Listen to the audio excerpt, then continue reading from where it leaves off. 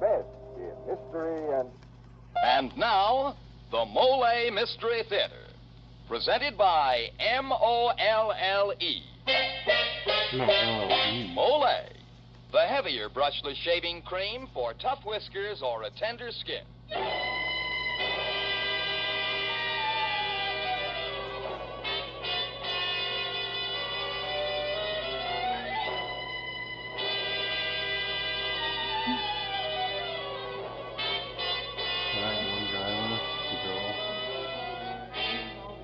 Good evening.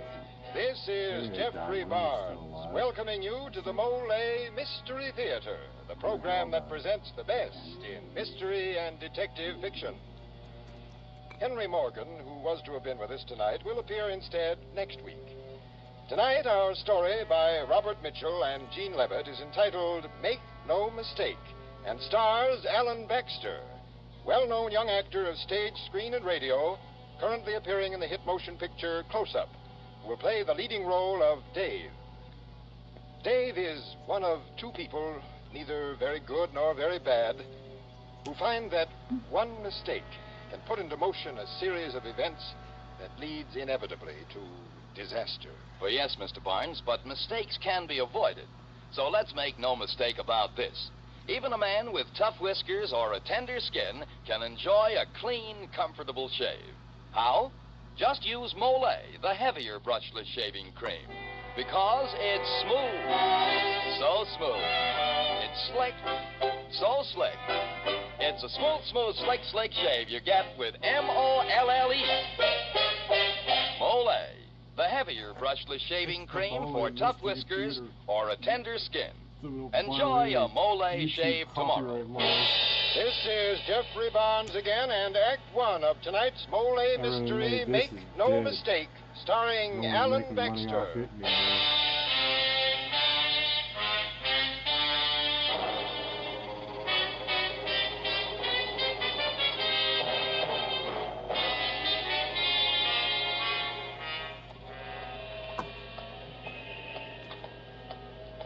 I had to hang on to myself a little longer because I had one more thing to do. I had to see her. Had to get to Jeannie and tell her it was all a mistake, a hideous mistake. And I had to hurry because I knew the police were going to get me any minute now. Watch it, you jerk. Hey, you crossed against the light, Mac. What's the matter? Tired of living? Tired of living? No. When you're 28 and in love, you're not tired of living. If you're going to die, it's for another reason, believe me. That's why I had to see Jeannie. Somehow I had to explain about the mistake. And that's what was driving me out of my mind. Even now, I couldn't look back and say just exactly where the mistake had been made. I couldn't tell. Even now, with death on my hands. Maybe this was a mistake, too. This coming to see Jeannie, but I had to. I had to tell her. After that, whatever happened didn't matter. I went up the steps and opened the door. It rang an automatic chime someplace inside, so I closed the door and waited. The room was elegant and very quiet. In my mind, I'd always imagined Jeannie surrounded by beautiful stuff like this. I wanted to clear my throat, but in this place, it didn't seem quite right. Then Mr. Mundy came out. May I help you, sir? I'd like to see Jeannie, Mrs. Jean Kimball. Oh, yes. And your name, sir? I'm her husband, Dave Kimball. You're... Oh, I see. Step this way. As I followed Mr. Mundy down the soundless corridor, I tried hard to think, to frame the words, because this is the last time I would ever see Jeannie. It was my last chance to explain, and it had to make sense. Maybe it happened that night a month ago. Maybe that's when the mistake was made. It was raining then, too, and business in the lunchroom was slow. I was cleaning up the counter when I looked back toward the kitchen and saw Jeannie standing in the doorway. Dave, I guess this is it. Hey, we can't close up yet. What's with the hat and coat? Quitting a little early, aren't you? Judging by most marriages, I guess I am. What was that? I didn't get that. I'm leaving you, Dave. I'm going right now. I got a ticket to San Francisco, and my train leaves in 40 minutes. It's got to be this way, Dave. Well, that's Sharp. one way to close the store. Believe me. So, all right. No, Jeannie. Wait a minute. You can't. You can't go. Don't try to hold. But, Jeannie, why? You gotta tell me why. You can't just leave like this all of a sudden for no reason. Give me a chance, Jeannie. I have, Dave. I've given you a whole year of chances.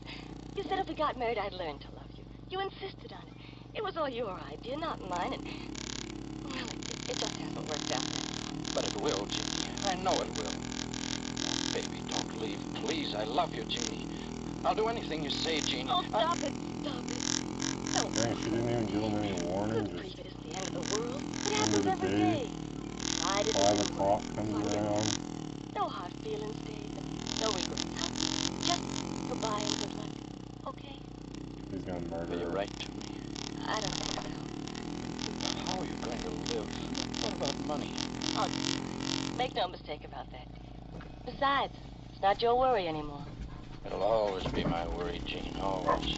Don't ever forget that. If you're ever in trouble, if you ever need me, just remember. Jean! Jesus. Jeannie!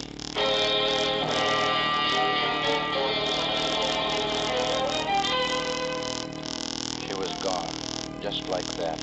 She walked out into the dark rain and was gone.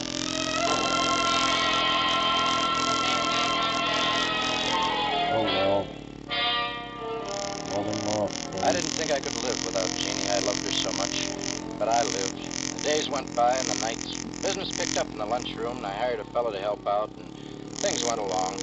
They went along for almost a month, and then maybe that's when it happened, a mistake. Because then she came back. Of course. I just happened to glance up one night, and there she was, sitting there watching me. Hello, Dave. Jeannie. Jeannie. Gee, what a surprise. Why, I never expected... Oh, Jean. Look, let's get out of here. Go someplace where we can talk. All right. Hey, Tommy, take over for me, will you? Okay, Dave. Come on, Jean. Oh, you look just the same, Jean. You haven't changed. Haven't I, Dave? She only left him a month You look ago. wonderful. I guess San Francisco agrees with you. How is it, Jean? Are you happy? Oh, you know how San Francisco is. Hills and water and big bridges. But how have you been, Dave? And how's business? Okay. I got a new helper, I suppose you noticed. And business has been a little better. Oh, that's fine. I'm glad. Jeannie, I've missed you. Missed you terribly. Every minute of every day. Sorry, I forgot you have an aversion to crawling things. Oh, Dave, don't. He's Hurry. crawling? You see, I've come back. Jean. Stay. You want me.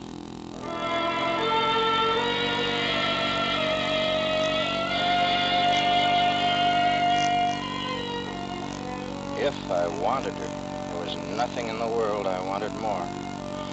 We picked up life where we dropped it a month ago, and at first it seemed as though she'd never been away. But then I began to detect it, the change. Jeannie was afraid. She was on guard, waiting for something to happen.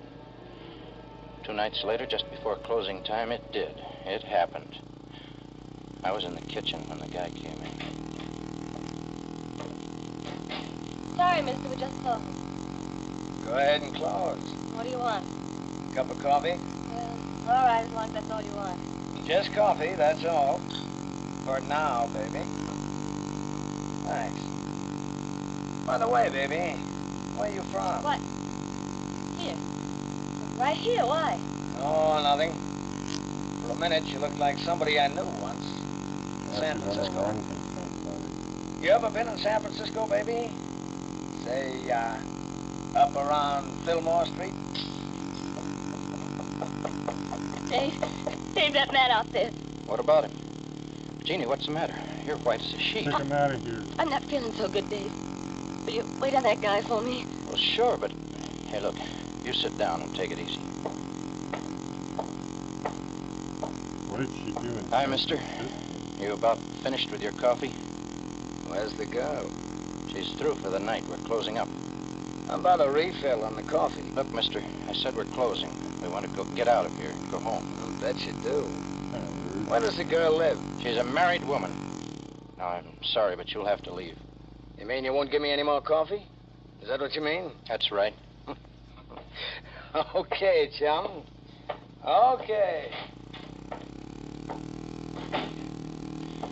Well, Jeannie, he's gone.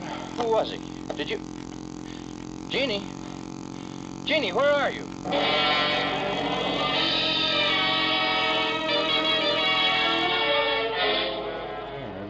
I don't even remember if I turned out the lights. I just locked the door and went home as fast as I could. And Jeannie was there in the apartment, throwing things into a suitcase. She stopped when I walked in and just stood there staring at me with a look in her eyes I'd never seen before, as though she expected me to step up and hit her right in the face. Dave? What are you doing, Jean? Why are you packing? Why did you run out tonight? Dave, I've got to get out of here. I've got to leave town. Now, wait a minute. This is getting to be a habit with you. Oh, no, you don't understand. Who was that big guy who came in? Did you know him? No, I never saw him before in my life. Don't lie, Jeannie. I swear it. I swear I don't know who he is. And why did you run from him? What happened in San Francisco, Jean? Nothing. Why is Fillmore Street so important to you? It isn't. Why are you afraid? I'm not afraid. Nothing happened in San Francisco. Nothing, do you hear? Something That happened. guy who came in tonight was only another dirty masher, and I felt so rotten I just couldn't take it anymore. Now leave me alone, will you? Oh, Dave, I'm sorry. Okay, Janie. Okay. I guess we're both on edge, that's all. You're not going anywhere tonight. I'll put this stuff back in the closet where it belongs, and then you're going to bed and get a good night's rest. And maybe you'll feel better in the morning. Maybe everything will look different when the sun comes up.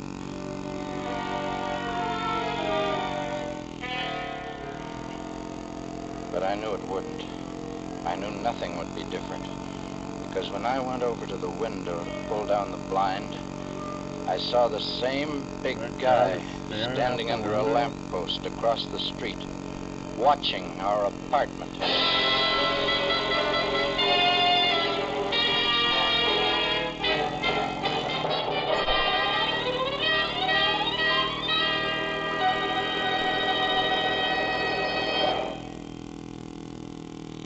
Well, the big stranger is certainly interested in Jeannie's affairs.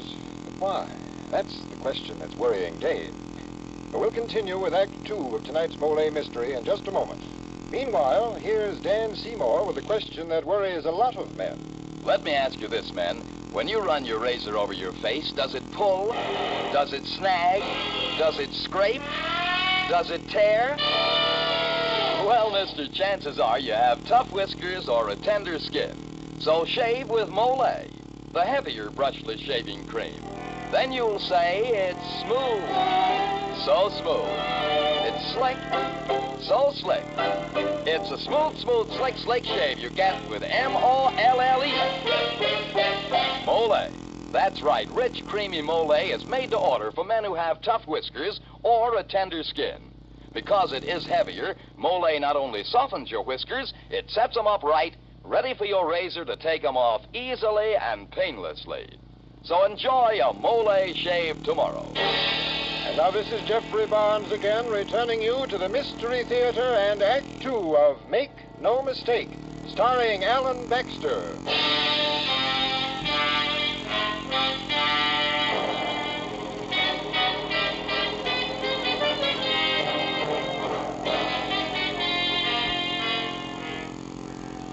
The next morning, I made Jeannie promise to stay inside and keep the door locked. It was Tuesday and the lunchroom was closed, but I had to go down and work on the books, so I left. I'd gone about 3 blocks when I first noticed him. That same big guy. I don't know where he picked me up, but he was there following me.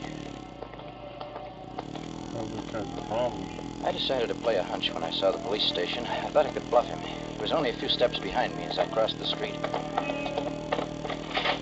I ran up the station steps and in the door, but he wasn't bluffed 1 inch. And we walked side by side right up to the sergeant's desk.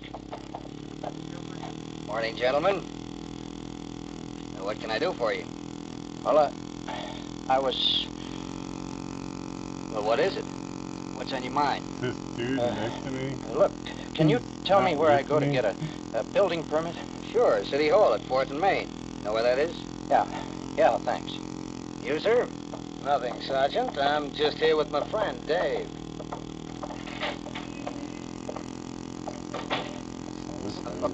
You're gonna do a little building, are you, Dave? What do you want? I just want to be sure I got the right party. What do you want?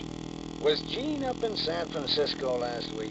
Hey, who are you? What are you after? My name's Ragnar, Dave. Bert Ragnar. I was in San Francisco last week, and I found this. Why, that's... Yeah, a little anklet. Slave bracelet, they call it, don't they? I found it in a hotel on Fillmore Street. And I just wanted to see it returned to its proper owner. It's inscribed. Says, to Jeannie with all my love. Dave. Give me that. Wait just a minute. Can you positively identify it? Well, the clasp was broken once. It's been soldered. Here you are, Dave. You'll see that Jeannie gets it, won't you? I'll be seeing you, Dave.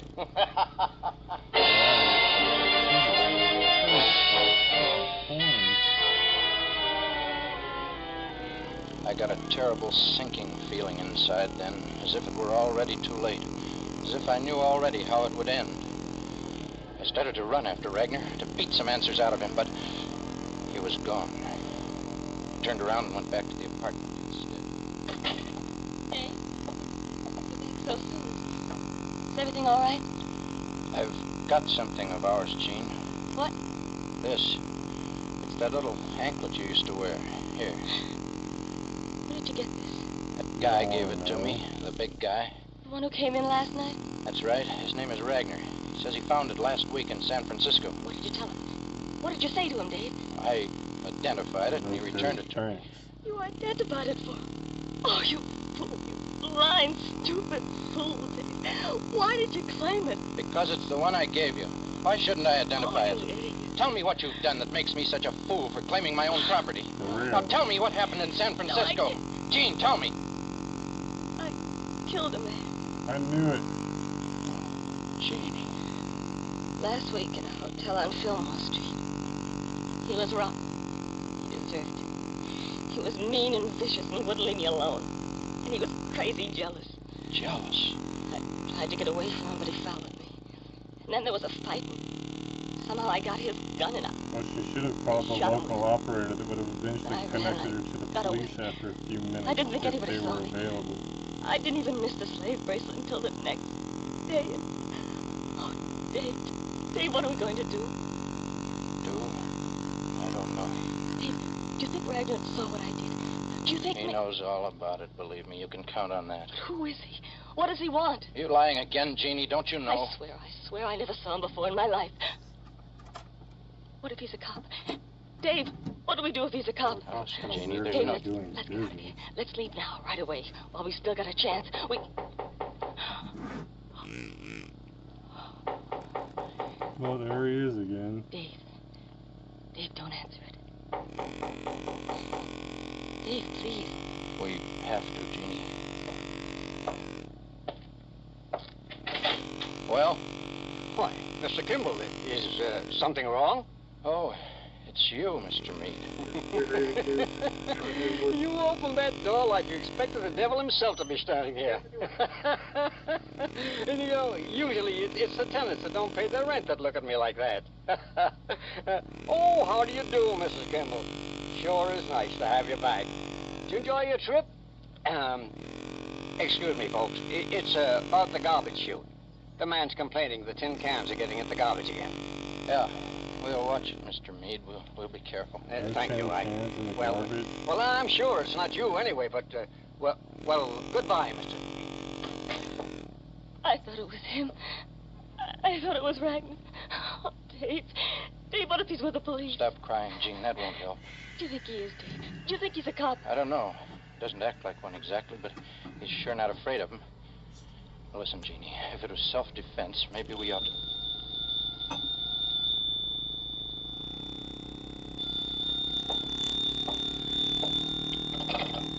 Hello? This is Bert Ragnar, Dave. I Jesus. suppose you've been talking things over with Gene. Well, now I guess it's about time for us all to get together and decide what's to be done. Listen, Ragnar. Now, you blackmail listen, him. Dave. You And they're listen. gonna kill him. I got a room at the Claremont Arms Hotel. You know where that is? It's a walk-up about 5 blocks from your place. I know where it is. All right. You and Jeannie be over there at 8 o'clock. Room 212. I'll be expecting you, Dave. So don't try to leave town or anything stupid like that. Don't disappoint me, Dave. We'll be You're there, already Ragnar. disappointed Both of us. At 8. You're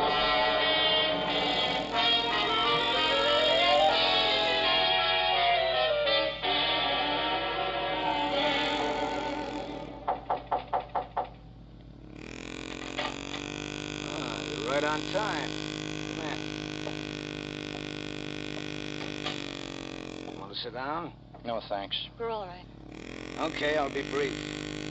I'm a private detective, not a very prosperous one, but I got a break last week.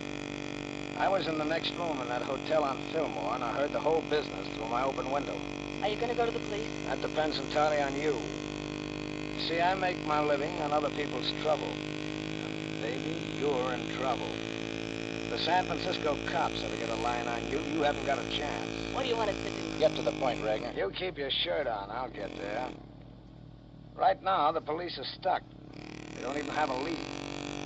If I should come in with the killer, it'd put me right up there in the big time. So if I don't turn you in, it's gotta be made worth my while. Oh, you Thunder. dirty rat. Dave! Don't crowd me, fella, I warn you. My price is $10,000. 10,000. That's it. So think it over. Only don't think too long, because you've only got until midnight. Now get out.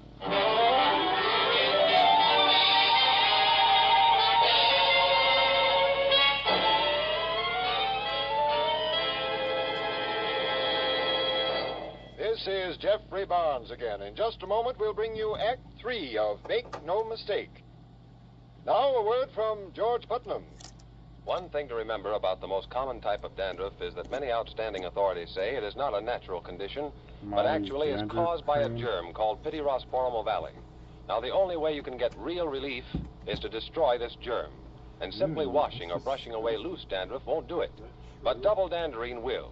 Yes, double danderine really works because it gets at the cause of this dandruff and kills it. Actually kills the germ on contact. Results with double danderine have been remarkable even in many stubborn cases. And the thing that makes double danderine so amazingly effective is a special ingredient, an active antiseptic that's so wonderfully efficient, many hospitals use it. In double danderine, we call it Alzan. So stop trying to combat this dandruff with ineffective methods that actually are no better than plain water. Use double danderine and destroy the cause. Get double danderine tomorrow. Your money back if not satisfied.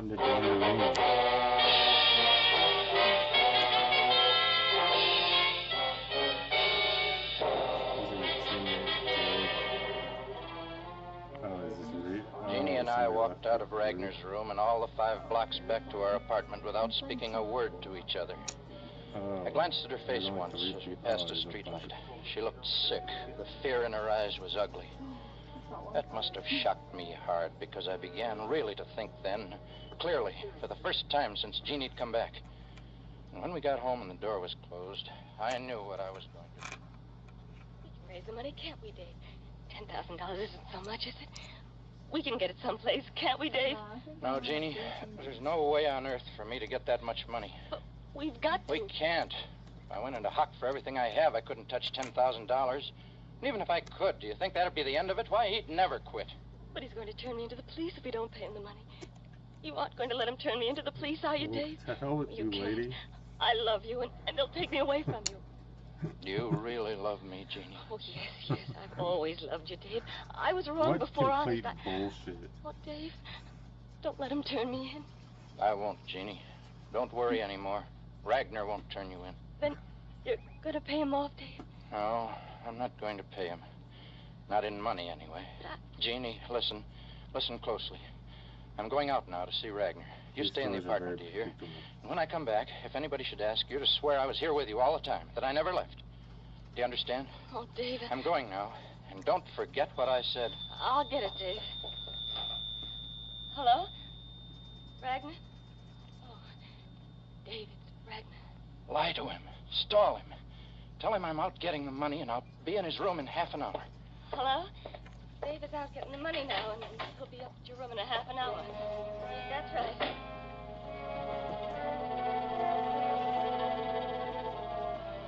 As she lied to Ragnar, setting him up for me like a clay pigeon, I got a smashing impulse to hurry and get it over with. And maybe that was the mistake, because I moved too fast. I went to the lunchroom and in the dark got the pistol I kept under the counter. That took 20 minutes. It only took me 10 more to get to him. Nobody saw me go into his hotel, and nobody saw me walk down the hall to his room. And then, there it was, his door. I was scared of Ragnar. That's why I had the gun out before I knocked. I already had the gun pointed as I heard the footsteps inside. That's why I was already squeezing the trigger as the door swung back. It's not gonna be hard. It's a damn maze.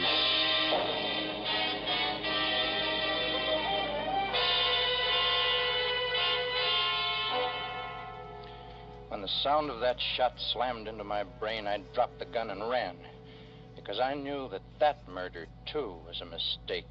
A monstrous mistake.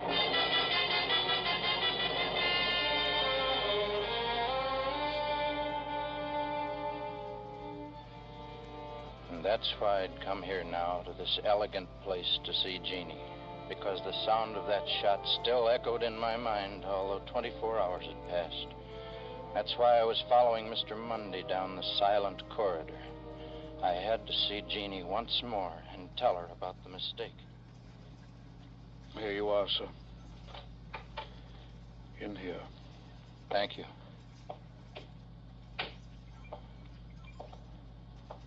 Hello, Jeannie. Well, Jeannie, the police have already caught Ragnar. He's told them the whole story by now. They'll get me when I leave here. It was a mistake, Jeannie, a bad mistake.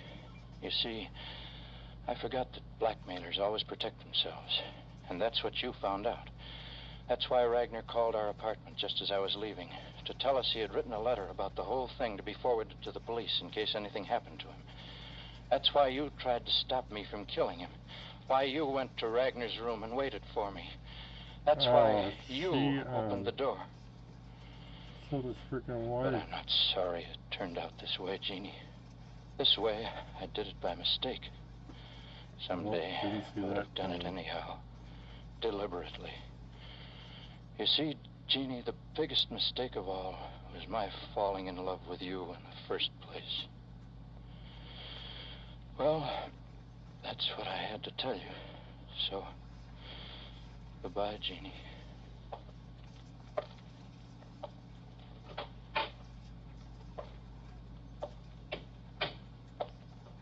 Mr. Kimball, are you going to leave now? Yes, Mr. Mundy.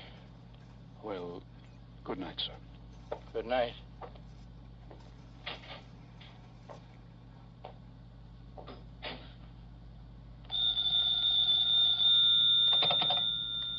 Hello? The Hillcrest Mortuary. Mr. Mundy speaking.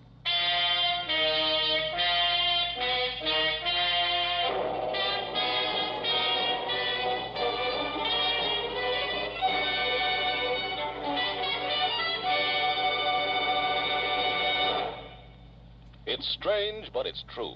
A person can get so tired he can't do his work well, can't even get any fun out of life.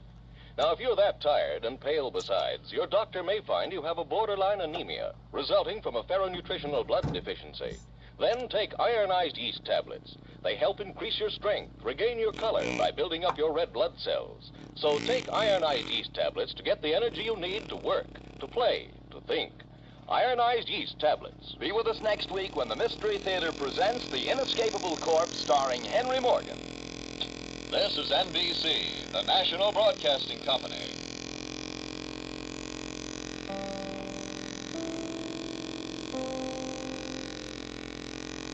Could you use a $3,500 vacation trip, a new Ford Deluxe sedan, or a television set? Then listen to the Mole Mystery Theater for details of Mole's big new $25,000 contest.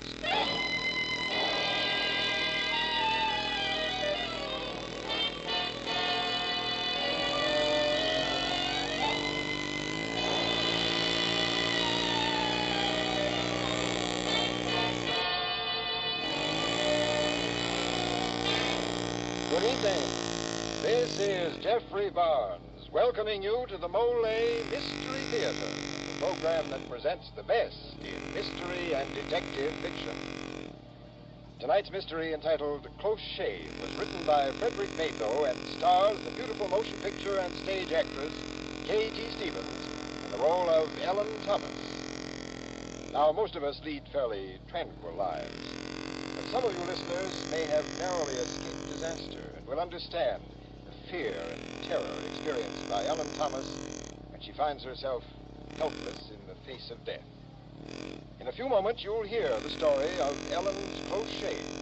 But now, Dan Seymour. And friends, we want to hear about your close shave, too.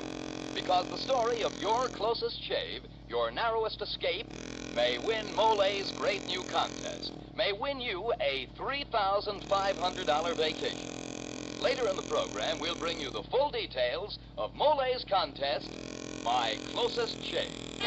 This is Jeffrey Barnes again, and Act One of tonight's Mole Mystery, Close Shave, starring K.T. Stevens as Ellen Thomas.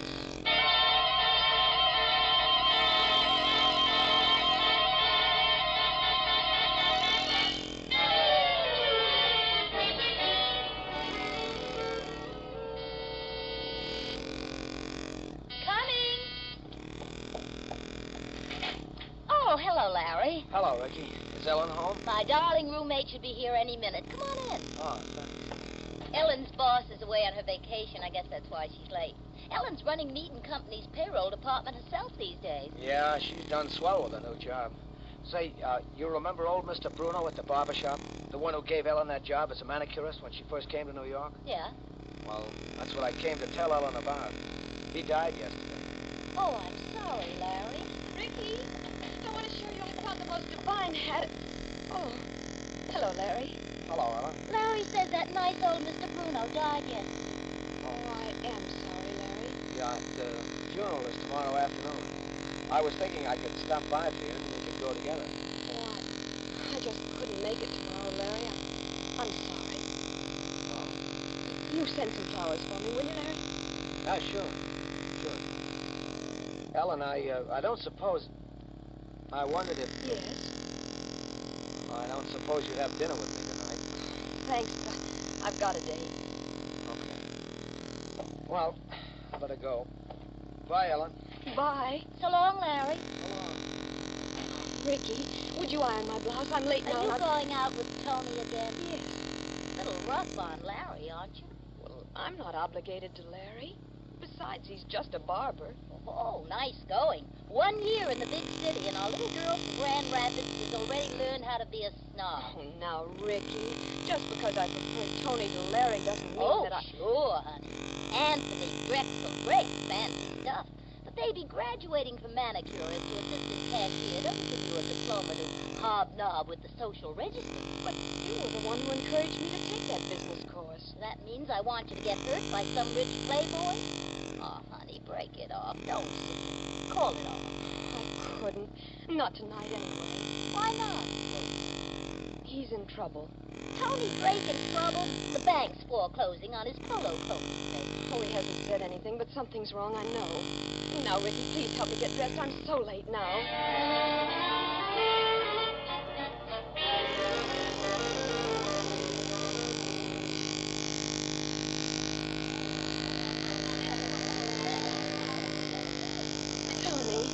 Ordered already. And all my favorites, too. Favorite foods for my favorite girl. And for me, too, of course. The condemned man ate a hearty meal. Tony, is something wrong? Oh, no, what could be wrong? Come on, have some more champagne. But you said... But I love you. Tony. What did I ever say? No, you never did. Well, I do, darling. I love you. Don't say it. But, Tony, Forget it. What's the matter? Nothing, only... Well, Ellen, I won't see you the next night. Oh, your family's forbidden. My family. All right, I understand that. I'm not good enough for you. Not good enough. Good Lord, honey, you've got it backwards. You're too good. I don't believe you. Your parents Baby, probably... hold it. Now, will you listen? Listen fine. Yeah. I hadn't intended to tell you this, but darned if I'll let you go off believing a lot of nonsense. You're in some kind of trouble. Yes. Before I met you, there was a girl. Not a very nice girl. I'll skip the sort of details. I lost my head, and she knew how to make it pay off. Go on. I don't think you're going to like me anymore when you hear the rest. I took some diamonds from the wall safe at home. Stuff Dad had given Mother when they were married. I pawned them. You know, to pay her off. Well, tomorrow's their anniversary, and Mother always wears the diamonds then. We'll find out what I did, and that'll be the end of everything. What'll they do to you? Oh, Dad wouldn't send me to jail, but I'll be packed off somewhere. And I hate to think what this will mean to Mother. Well, couldn't you borrow the money somewhere? Look, darling, I've been a pretty respectable character since I met you. But my former reputation doesn't exactly enhance my credit rating. There's no one who can help? It was always been my sister Stella. She used to bail me out of scrapes when I was too scared to tell Dad. Oh, that's the irony of it. She was due tomorrow on the Queen Mary. I know she'd have helped me for Mother's sake, but... Oh, now the ship's delayed by storms and won't be in until Sunday. How much money do you need, Tony? $10,000. Gosh, that's a lot of money. Well, tonight's Friday. I could pay it back Sunday at the latest, as soon as I could see Stella. All I need is a loan for 2 days. Well, I can't get it. I tried everywhere. So there's nothing to do but face the Maybe news. we'll have to scam this lady. Honey, I deserve it, but if Mother... No, I'll feel like a murderer. Tony. Yes? Tony, if you did have the money by tomorrow, you're sure you could repay it before Monday? Oh, by Sunday at the latest. I know Stella would help, but... Oh, anyhow, let's make our last date fun. Let's dance. What do you say? No, wait, Tony. I'm in charge at my office now. I've got the whole week's receipts in the safe, and No. But our office is closed Saturday and Sunday. We'd put it back before Monday. You said yourself Ellen, that you... I wouldn't think of you letting me do such a thing. But it wouldn't be stealing, Tony. We'd put it right back. Please, Tony. Please let me help. Ellen, I'll never forget you for this.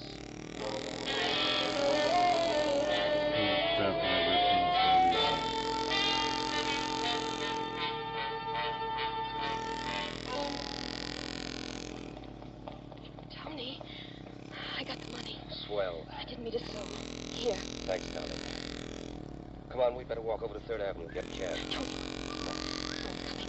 Step back into the doorway.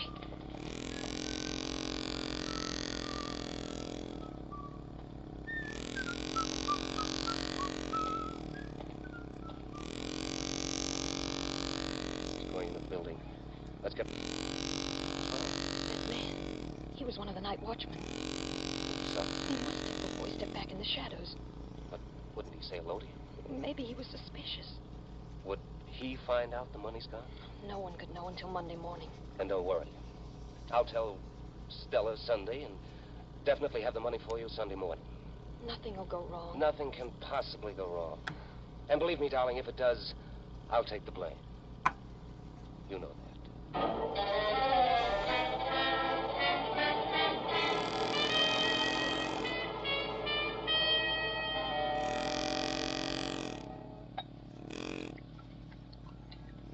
Here's your drink, Tony. Oh, thanks, Stella. You trying to call her now? Yes, I think I'd better. She's probably pretty upset. I promised to call her this morning, you know. Probably half out of her mind by now. Hello? Ellen, it's Tony. Tony, why didn't you call me this morning? I've been on the phone all day waiting for you. Oh, I'm awfully sorry, darling, but it being Sunday, Stella couldn't get the money around town, so we had to go up and see her husband in Stamford. Did you get it? Of course. Thank heaven. Stella and I just got back. That's why I didn't call you until now. I understand, Tony. Though I've been so worried. Oh, sure, honey. Now, listen, I want to get the money back to you. Can you meet me right away? Yes. Where are you? Well, I've taken a room at the Harker Hotel. Oh. I thought it would be better if we weren't too ostentatious about all this. Don't ask for me at the desk. Just come right up to 802. All right, Tony. Stella's with me now, and she's dying to meet you, so hurry. I'll be right over. Oh, Tony, your sister must be a wonderful girl. I don't know what we'd have done without her. Give her a kiss for me. Sure thing. Bye, darling. You heard what the lady said, honey. Hmm? Give sister a great, big brotherly kiss. Well, He's making out with not his exactly sister. what I'd call brotherly. I don't like that girl, Tony. After this, I don't think I'll let you make love to anybody but me, even for business. Stella, for 10 grand, you'd let me make love to... Oh, that's different. Sure was a lovely day for us, the day you spotted little Ellen working behind that cashier's window. By tomorrow, it'll be all over. It'll be in all the morning papers, real human interest story. Trusted employee sits in the company's party, then gets panicky, can't face the music. So she gets herself a hotel room and takes an overdose of sleeping pills. Yes, just couldn't resist the temptation of easy money. Poor girl. They already robbed the girl. Why are they killing her?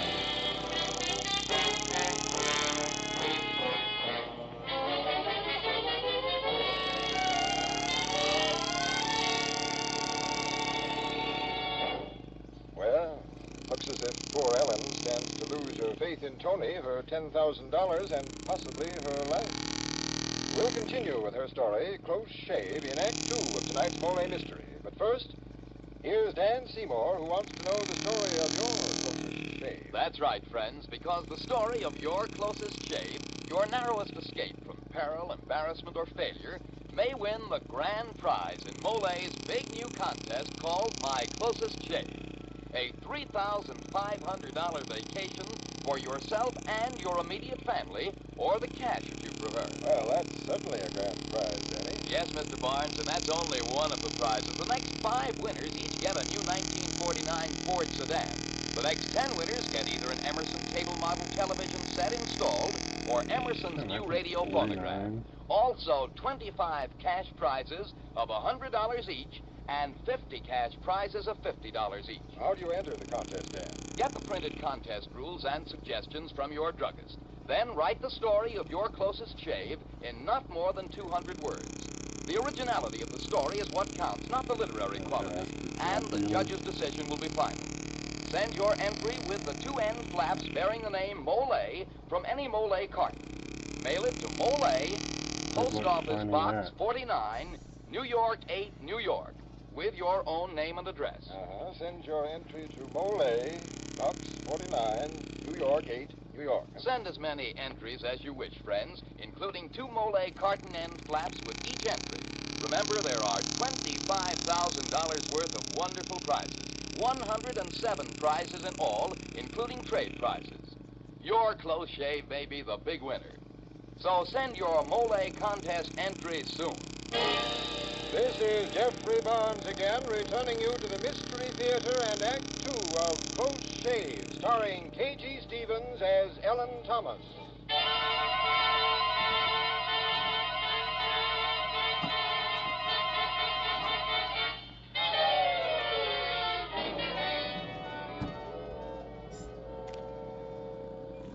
Darling, this is my sister Stella.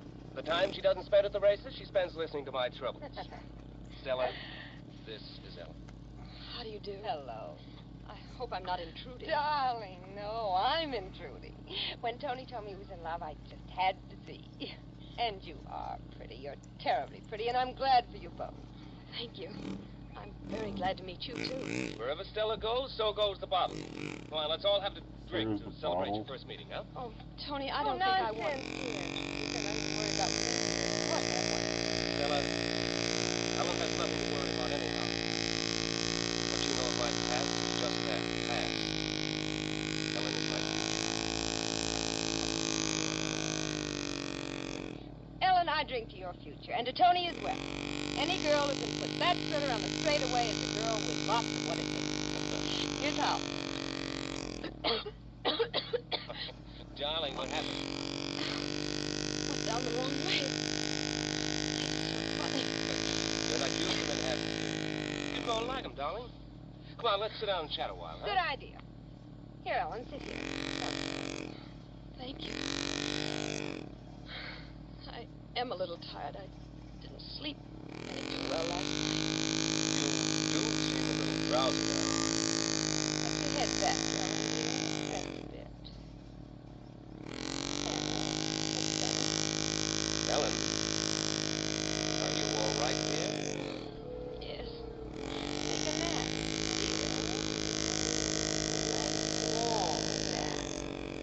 Ellen? Ellen? Ellen, dear. Goodbye. Cut it out, Ellen. Don't you have any feelings at all? Oh, Tony. For you,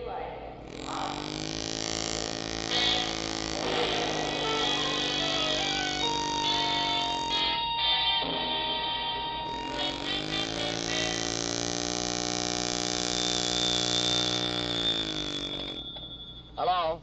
Lawrence Field, please. Speaking. Larry, this is Ricky, Ellen's roommate. Oh, yeah. Hello, Ricky. I'm worried about Ellen. She's been acting awful funny since Friday when you came to tell her about Mr. Bruno's death. Oh, gee, why are you calling me? She made things pretty plain. We're the only real friends she's got, Larry. I just don't like that Tony Drake. And Ellen's acting queer all weekend. Wouldn't leave the house. She jumped like she'd been shot every time the phone rang. Then just a few minutes ago, she went out and wouldn't say where she was going. Said she didn't know if she would come back. There's something wrong, Larry, and I don't like it. Well, you know where this Tony Drake lives?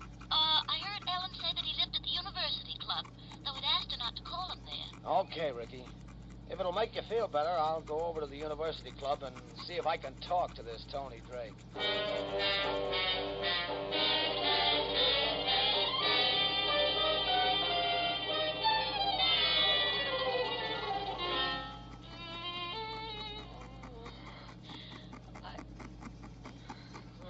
Great. All she does is groan. She should have kicked in hours ago. She's coming to. Why didn't you give her more? Shut up. How did I know? I gave her plenty. Well, give her some more now. Will you pipe down? I'm going to give her more. As soon as she comes out of it enough. Why wait? Pour it into her. Listen, Stella, you're a lovely doll, a wonderful partner, and I love you.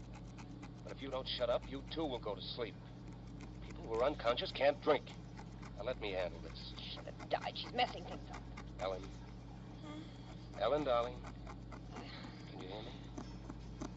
Ellen. Tony, I'm sick. So sick. Yes, dear, I know. Here I am. Here, darling. Drink this. It'll make you better. No drink.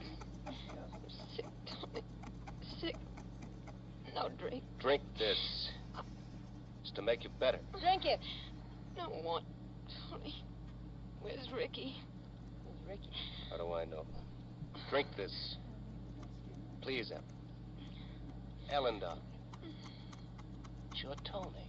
Ellen, darling, it's your Tony. Drink that, you little tramp. Oh, Tony. Tony, where am I? What's wrong? Tony, darling. Oh, darling, you little... Oh.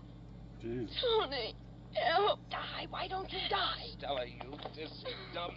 Get away from her. Now you've really fixed it, you green-eyed witch. Kill her so we can beat it. We've got the dough now. Are you nuts? We can't lay a finger on her. She's supposed to die from an overdose of sleeping pills. You're killing me. Both of you, you're trying to... Oh, dear Lord, help me. Help. It worked, Tony. It worked. She's dead. Shut up. She's only passed out. We're right back where we started. Only now she's wise. It's got to be murder now. You and your big mouth.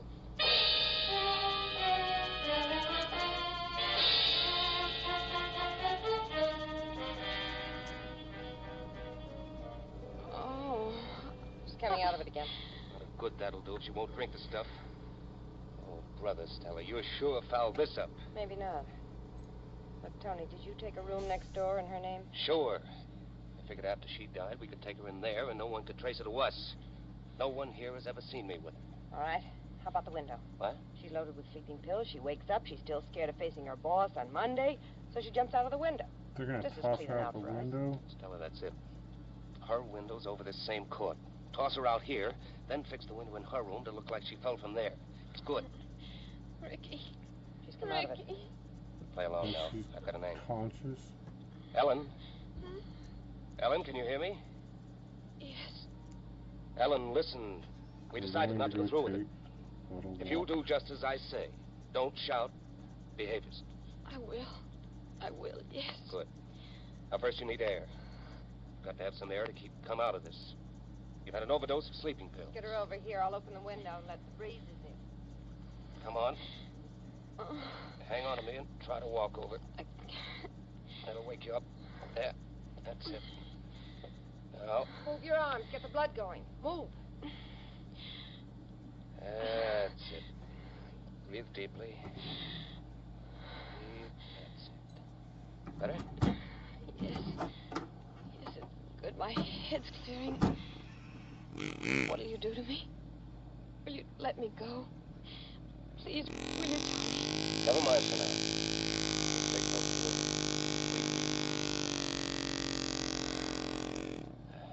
Feeling better now?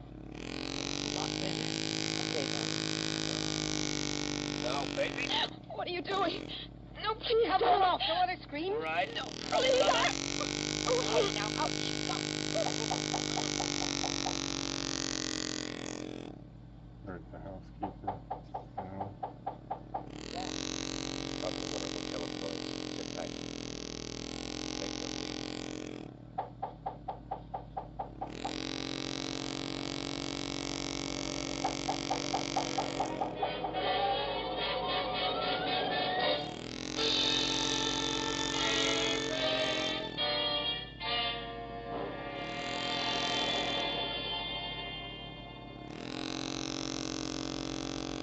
This is Jeffrey Barnes again. In just a moment, we'll bring you Act 3 of Coach Shade, starring K.T. Stevens.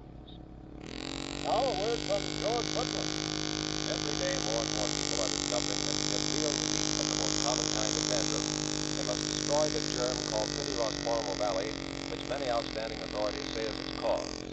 You see, merely washing or brushing away loose dandruff has no effect whatsoever on this germ. But one thing that does work is double dandruff. For double dandruff actually kills this germ on contact. Even in severe cases, results with double dandruff have been amazing. And the reason for double dandruff's astonishing effectiveness is a special ingredient, an active antiseptic so remarkably efficient many hospitals use. In double dandruff, we call it Alvan. So stop trying to combat this dandruff with ineffective methods that actually are no better than plain water. They can't compare with double dandruff, for double dandruff destroys the cause. If you're not completely satisfied, you'll get your money back. Get double dandruff tomorrow.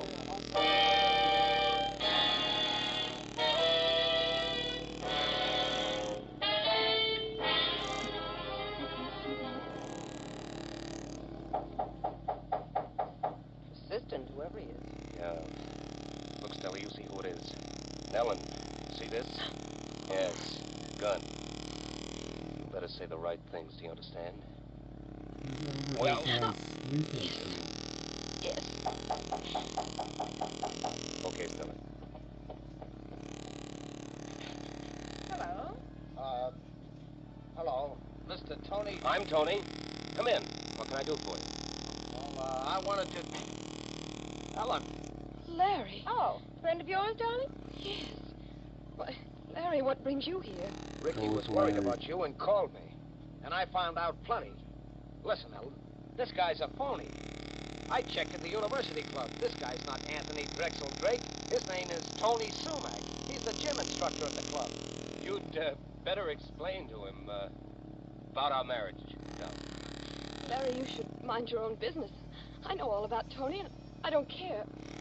We're going to be married.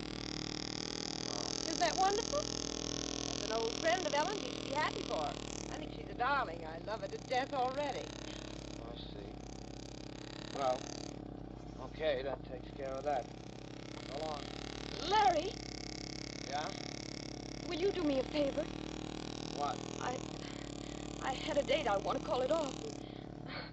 I'm too busy, as you can see, and Bruno's waiting for me.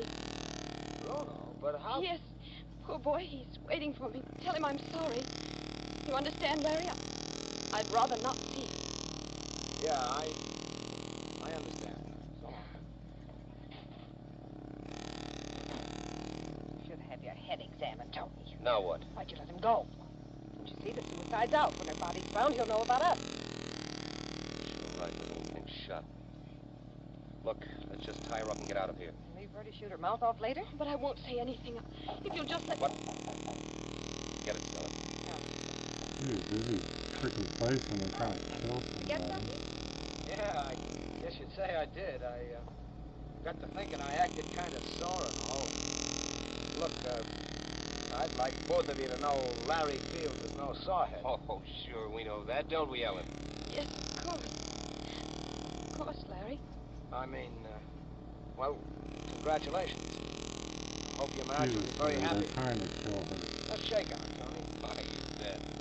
Hard luck on you, but here's my hand on it. That's how things go. Sure is, Tony. Ow! My arm. Let go. Sure, I'll let you go. Ow! Larry, in his pocket a gun. Okay. I got it. You, sister, just stand still. You all right, Ellen? Yes. Okay, grab the phone and call the desk. Well, what'll I tell him? Tell them to get the police up here. Hello? Hello? This is room 802. Get the police up here. Hurry. Yes, 802. You sure you're okay, Ellen?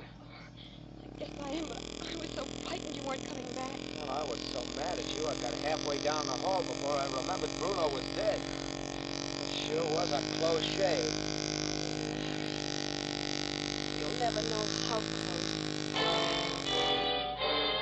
At the end.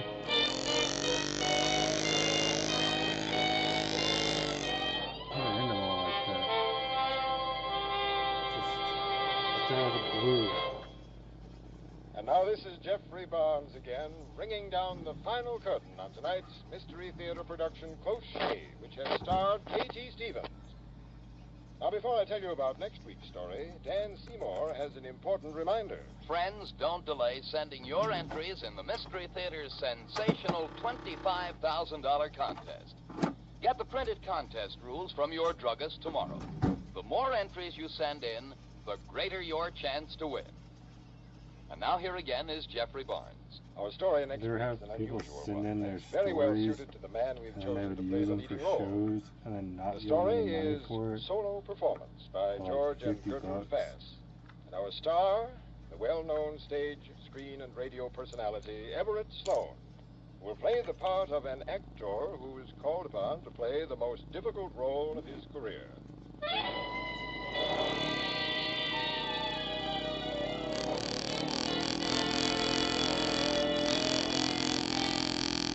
The original music for the Mole Mystery Theater is composed and conducted by Alexander Sefton. Bill Quinn and Elspeth Eric were featured in tonight's performance. Any resemblance between the names and characters used on this show and any actual persons, living or dead, is purely coincidental. And now this is Dan Seymour saying goodnight until next week at this same time, when the Mystery Theater presents Solo Performance, starring Everett Sloane.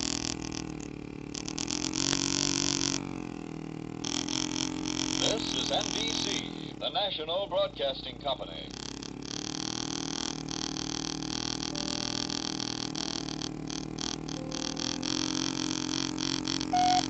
Get set for the Mole Mystery Theater. And details later on about Mole's big $25,000 contest, My Closest Shave.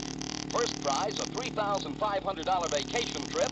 Other prizes, 5 new Ford Deluxe sedans, 10 late model television sets, and many other big cash prizes.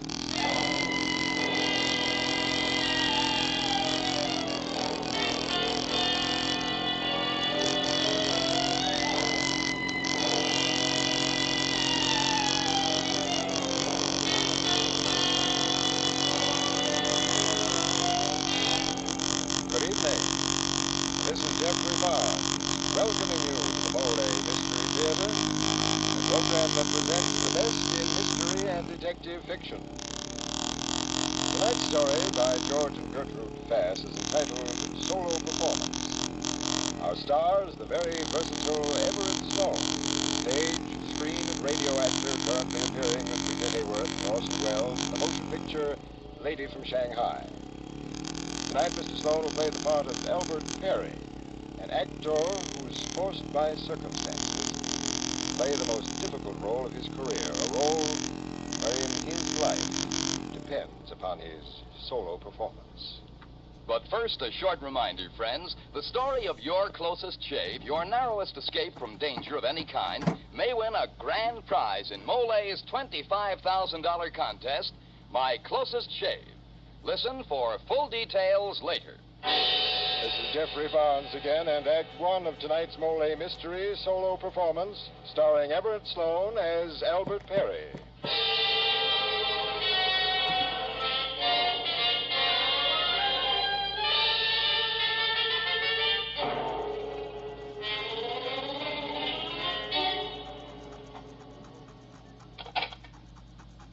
Miss Johnson. Yes, Mr. Hamill. I was just leaving for the day. Shall I bring the mail in? No, leave it on your desk. Before you go, will you do something for me? Yes, Mr. Hamill. Phone the theater and ask Blaine to come over here and see me after rehearsal. I will wait for him. Yes, Mr. Hamill. Anything else? No. Good night, Miss Johnson. Good night, sir. It was over. The most difficult performance of my career. I had played the part of Lee Hamill, theatrical producer, with Lee's body lying not 15 feet away. I suppose I'd had better roles, more artistic ones, that is, but never a tougher one.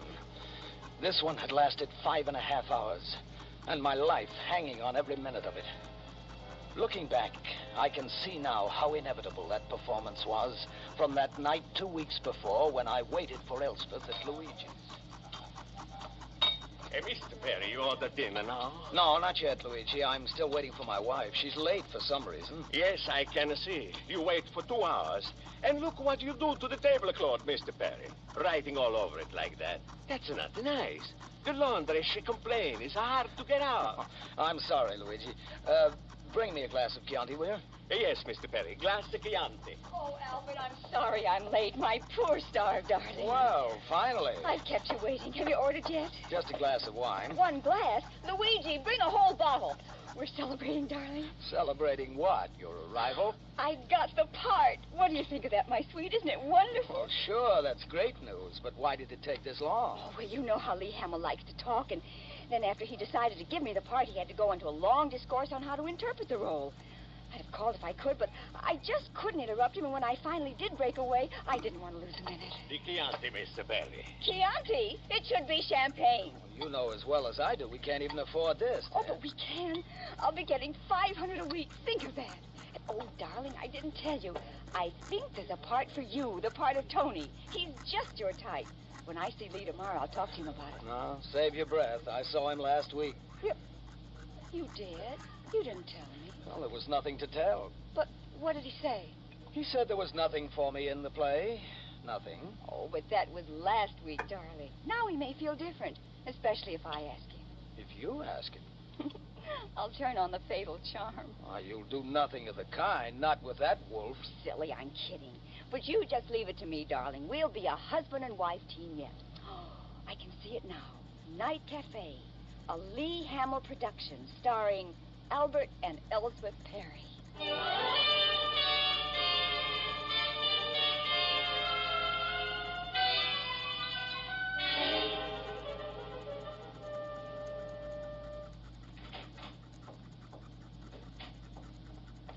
Albert?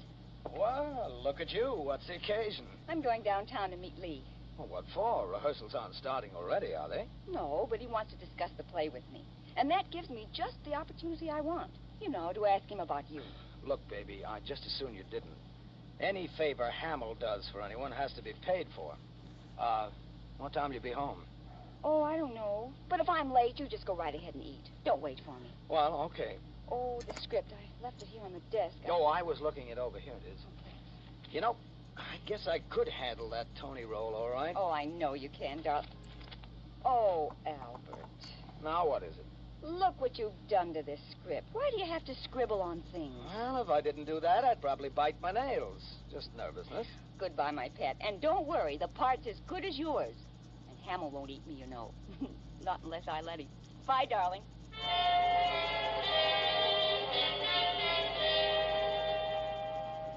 Well, every day the following week she went down to see Lee to discuss interpretation, she said. We'd meet at Luigi's every night at 6. She'd come in bubbling over with excitement and always with the assurance that she was on the point of landing the role for me. But Thursday morning I found an item in Variety. I handed the paper to her to read. Lee Hamill signs Matt Blaine for featured role in Night Cafe opposite Elspeth Perry. So you're still working on Lee to give me the part, are you? Oh, but darling, I knew about Matt Blaine. As a matter of fact, Lee signed him on Monday. And today is Thursday. Why didn't you tell me Monday that Blaine had the part? Because on Monday I didn't want to make you feel bad. And after what happened Tuesday, I wasn't so sure you couldn't still have the part. All right, what happened Tuesday?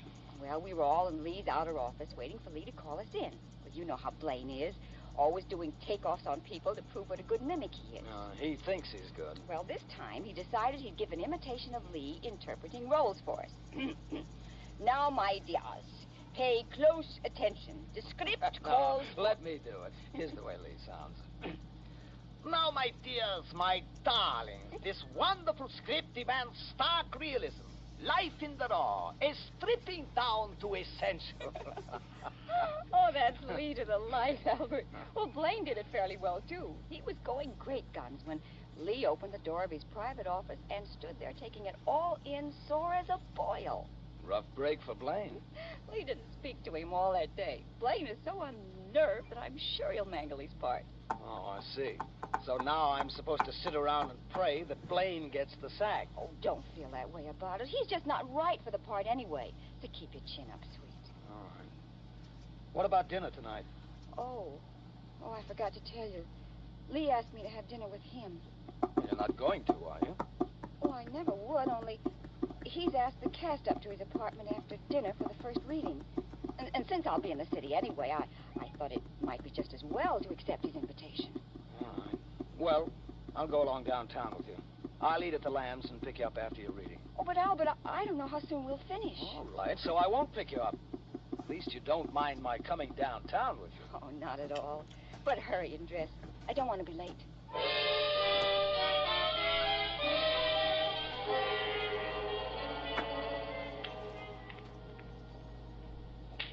I'd had dinner at the Lambs Club and was knocking some balls around in the billiard room when I saw Matt Blaine. Hi, Albert. Oh, hello, Matt. What are you doing here? Oh, same thing you are, wasting time. Want a game? Well, don't you have a reading tonight at Lee Hamill's? Reading? Oh, no. We don't begin until Friday, first rehearsal. Well, rack 'em up. Let's go.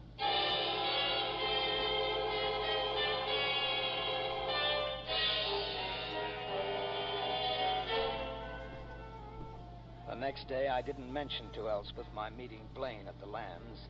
But when she told me she was going to visit her mother that night, I simply said I'd go along. But, Albert, why spoil your evening? You know you and Mother never get along. All right, if that's the way you want it. Why don't you go to a movie or something? That's an idea. You'll have a much better time there than at Mother's. And so will I.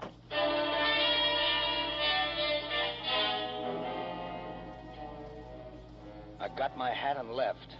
But instead of going to the movies, I waited in the shadows near the subway entrance. When Elspeth came out, I followed her into the subway unseen.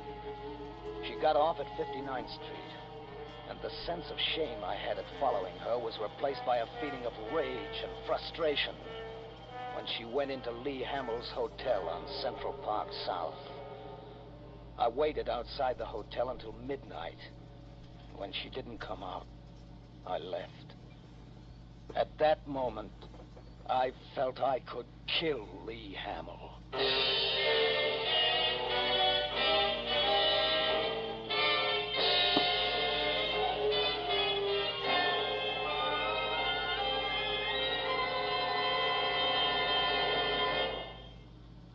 This is Jeffrey Barnes again. In just a moment, Act 2. But first, here's Dan Seymour with an important announcement. Friends, here's your chance to get that luxurious vacation trip you and your family have been waiting for, all expenses paid.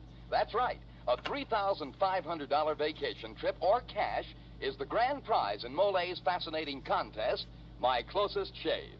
And there are 106 other prizes. 5 new Ford sedans, 10 of Emerson's latest table model television sets installed, or radio phonographs, and also 75 cash prizes totaling $5,000. Now that's $25,000 worth of prizes in all. Well, tell us more, Dandy. How do you enter the contest? Well, it's easy, it's fun. Get the printed rules and suggestions from your druggist. Then write the story of your closest shave, your narrowest escape from danger, embarrassment, or failure, your most exciting experience of any kind. The story, not the writing, is what counts. Send your entry with 2 end flaps bearing the name Mole from any Mole carton. Mail to Mole, Post Office Box 49, New York 8, New York. Now that's Mole, Box 49, New York 8, New York. The whole family can get in this grand contest. Send as many entries as you wish, but include 2 Mole end flaps from the carton with each entry. Remember, 107 prizes worth $25,000, including trade prizes, are waiting to be won. So get your close shave entry in soon. This is Jeffrey Barnes again, returning you to the Mystery Theater and Act 2 of Solo Performance, starring Everett Sloan as Albert Perry. 1949 Ford sedan.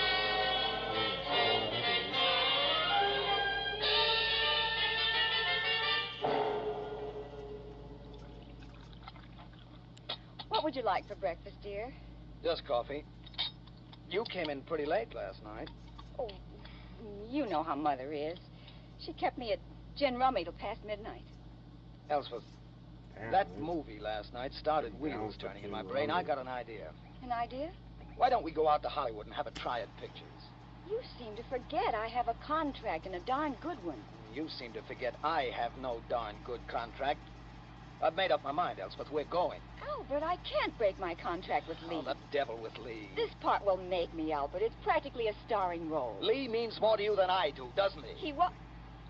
Oh, now I begin to see. You're not crazy. You're only jealous. I'm not jealous. Oh, yes, you are. Well, believe it or not, I'm relieved. That's a normal reaction anyway. After all, I guess I have been spending quite a bit of time with Lee. But just let me assure you, dear. You don't have to bother. Albert, wait.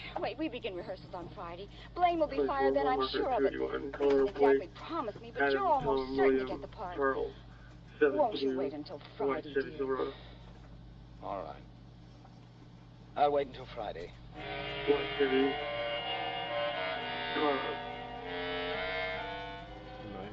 Friday afternoon, I went downtown and waited outside the theater.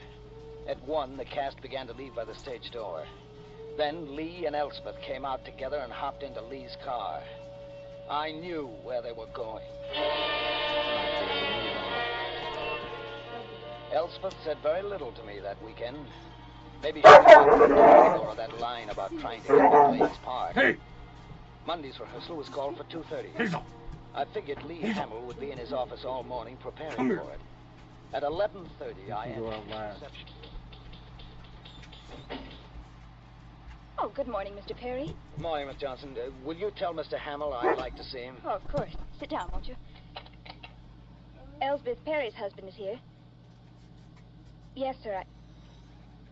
Yes, Mr. Hamill. I'm sorry, Mr. Perry, but he's just too busy to speak to anyone. He's not casting, you know. But this is important. It's something personal. I'm really sorry, Mr. Perry, but you can't see Mr. Hamill today. Oh? Okay, I'll drop in again tomorrow, Miss Johnson. Do that, Mr. Perry.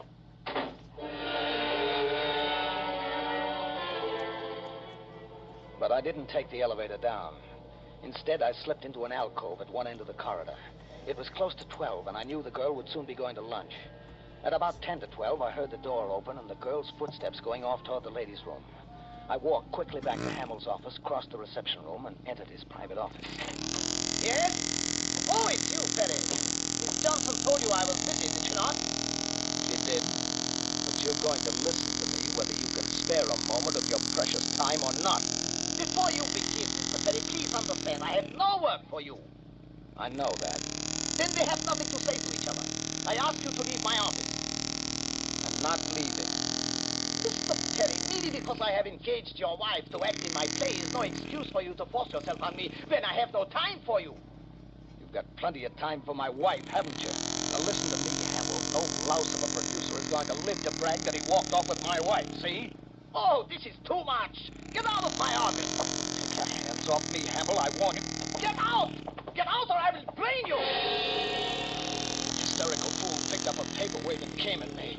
I grappled with him, and then suddenly the hatred I felt for him swept over me in a blind rage.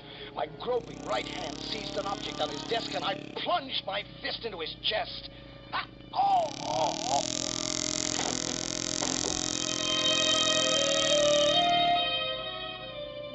He was on the floor, dead. And in my hand, I held a silver letter opener, dripping blood. I dropped it and made for the door. I had to get out before the girl came back. But just as my hand gripped the knob, I heard the outer door open. I was trapped.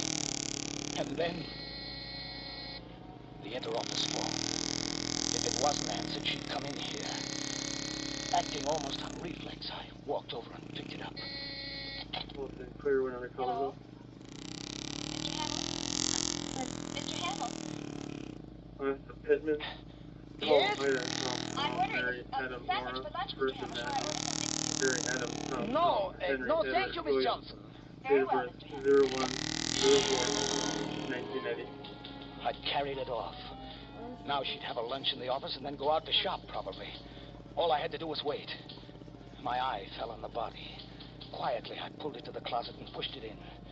Then I wiped the handle of the letter opener and threw that into the closet, too. The telephone, the doorknob, and the key.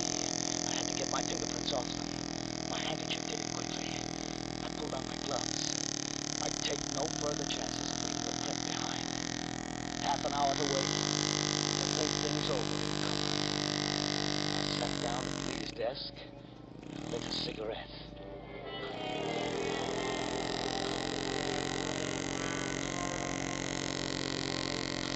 The clock had ticked away the minutes. 5, 10, 15, 20, when...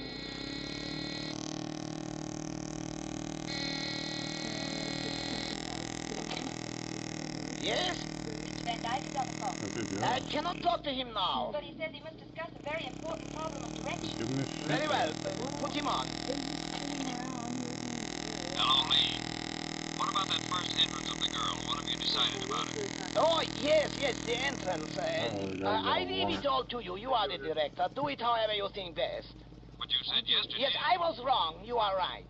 What? Yes. Just as you said it should be. You say so, only after what you told me yesterday, I hardly... A man can change his mind, no? I have thought it over. You are right and I am wrong. That is all. Okay, Lee. Oh, that sucks. He's crazy. Getting towed. For the next 2 hours, nothing happened, and then... I was startled by the ringing of the phone. I realized it was a call on Lee's private wire. Hello, Lee. Elspeth. Elspeth. Now I really began to sweat. Could I possibly fool my own wife? Especially since she had already heard my impersonation of Lee. Hello? Hello? Lee? Yes, Elspeth, darling. Van just told us you wouldn't be here at rehearsal, and I just had to speak to her. What is it, my dear? You know.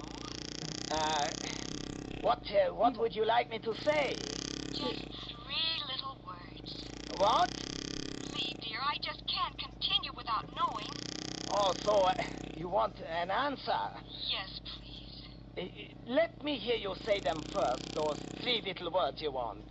He has it. He has it? Yes, the job, the part of Tony. Oh. Please, Lee, it means so much to me. And Albert would be so much better than Blaine, you know that. Is this why you have been so nice to me? Don't be angry, Lee. You know how I feel about Albert. But if he doesn't get the job, he's going to the coast. So? And if he does, I'm going with him. And break your contract? I have no alternative. Well, in that case, I have no alternative, my dear. The job is his. Oh, you darling. Thanks a million. I'll phone him right away. Why not wait and tell him personally tonight? The pleasure would perhaps be greater. How perfectly right. I will wait. Oh, thanks again, darling.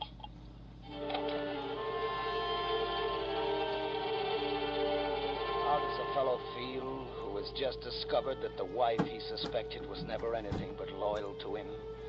That the And he just man he murdered has just somebody. murdered in a jealous rage was never anything more to her than a business acquaintance? I'll tell you how he feels. It may surprise you by its very simplicity. He wants to escape the consequences of his crime. Yes, that's all. He just wants to escape.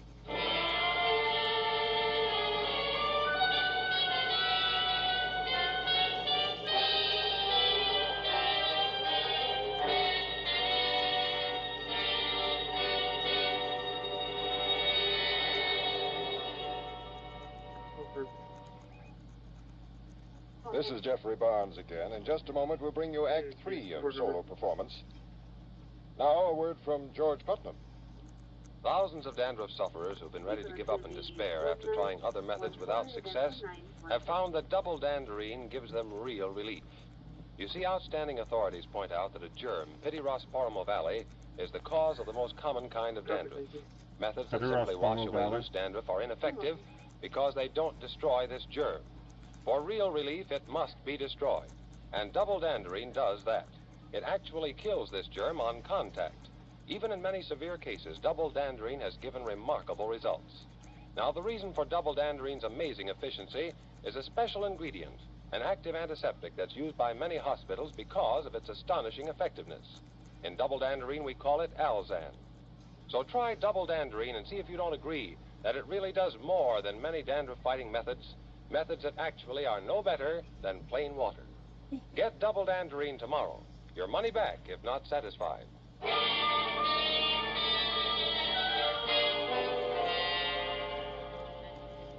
At last, it was 5:30 and the secretary left. 10 minutes later, I walked down the stairs unseen, mingled with the crowds leaving the building, and took the subway. In 40 minutes, I was home. And now the clincher. Still impersonating Lee Hamill and pretending to be at the office, I phoned Van Dyke at the theater and told him I was dismissing Blaine from the cast. My alibi was complete.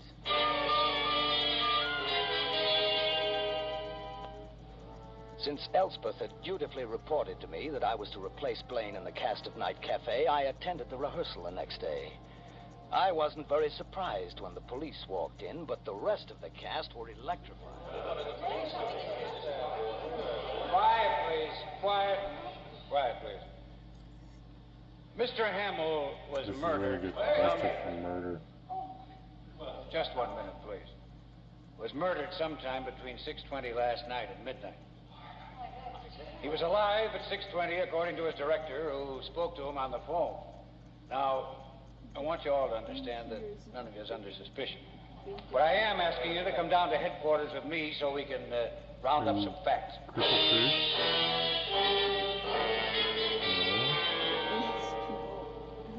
At headquarters, we found Blaine, looking like a ghost. He'd been questioned already, and he showed it. Down to 0? We were all separated and put into individual rooms. Oh, I've got a I sat down at an old battered desk and had myself a cigarette. Down to 0 if they want. There was a pad of yellow ruled paper and a pen and inkwell there. It made me smile. If I had wanted to write my confession, all I had to do was pick up the pen and start. All afternoon, the questioning went on while I waited alone in the room. I ran out of cigarettes at about 7, and they wouldn't let me send for any. Finally, at 10, Loman opened my door and came in. You're Perry, aren't you? Yes? No, don't get up. Just stay where you are. I'll use the corner of the desk. I understand you were up to see Hamill yesterday morning. Yes, I'd heard there might be a chance for me to take Blaine's place in the play, so I went to speak to Mr. Hamill about it. And he wouldn't see you? Well, his secretary said he was busy. He told you there was no casting, didn't he? No, he didn't tell me anything. Miss Johnson told me, but not Mr. Hamill himself. What made you think he'd give you Blaine's place? My wife told me there was that possibility. And as a matter of fact, when she called him later that afternoon, he did tell her that I had the part. It was sort of tough on Blaine, wasn't it? Well, you know how those things are. Fortunes of war. I suppose Blaine was plenty sore about it. Sore at Hamill, I mean. Yes, I suppose. Does he have an alibi for last night? Suppose you leave the questions to me, Perry. Yeah, buddy. What about your own alibi? That's easy.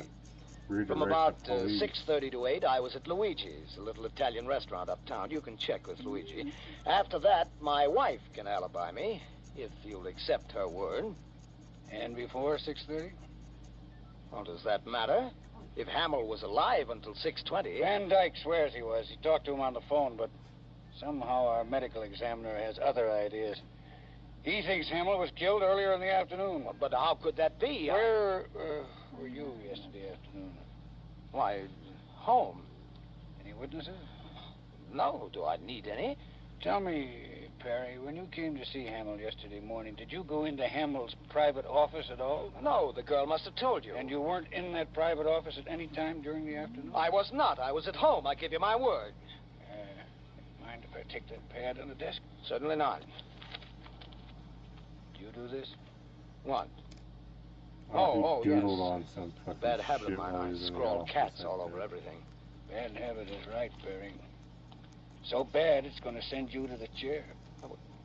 What do you mean? We found cats just like these doodled on Hamill's blotter pad. But my wife spoke to Hamill. Van Dyke spoke to him later in the afternoon. He was alive. You're an actor, Perry. They tell me you're pretty good at imitations. Must have been hard at it all afternoon on the phone, and between times scrawled cats all over the nice, clean blotter.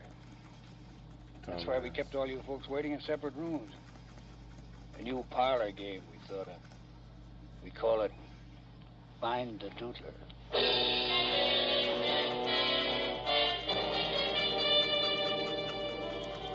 It did an actor's heart good to hear them at the trial. Right down the line, Elspeth, Van Dyke, and Hamill's secretary, each one swore it was Hamill's voice and not mine that came through the telephone that afternoon. Yes, their testimony added up to a rave notice from George G. Nathan. I'd have gone free, too, if it hadn't been for the cats. Damn but cat then, drawings. There's always an if, isn't there?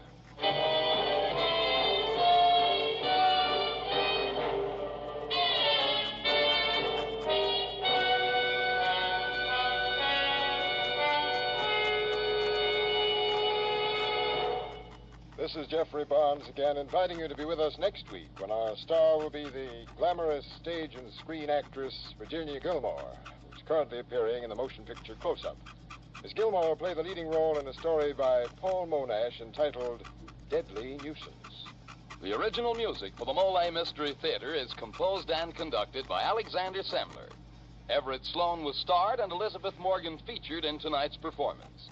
Any resemblance between the names and characters used on this show and any actual persons, living or dead, is purely coincidental. And now this is Dan Seymour saying goodnight until next week at this same time, when the Mystery Theater presents Deadly Nuisance, starring Virginia Gilmore.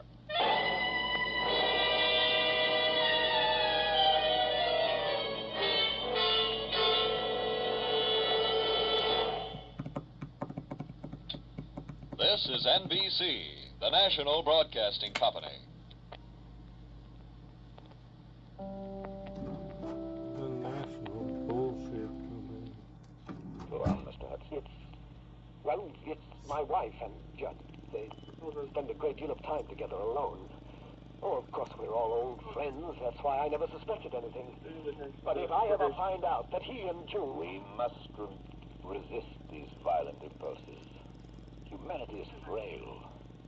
We must resign ourselves and seek the strength of unity with infinity. Can you help me, Dr. Jericho? You must come to see me whenever this anger seizes you.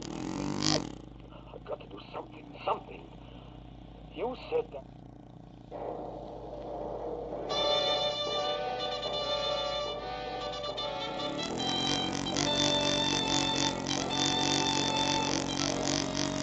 This is Hollywood and CBS presenting forecast number 4. Herbert Marshall, directed by Alfred Hitchcock, is the first program of the proposed new series entitled Suspense.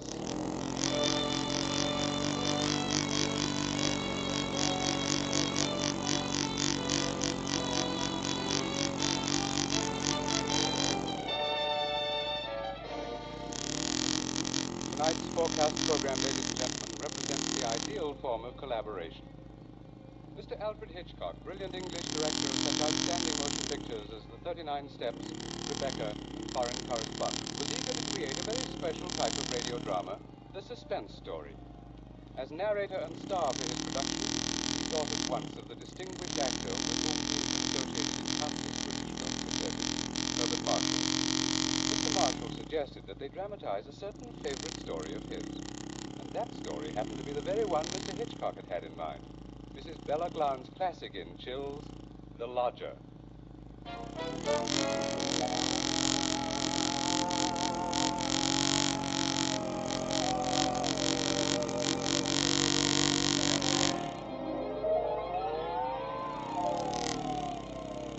The Lodger is a work of fiction which springs from recorded fact.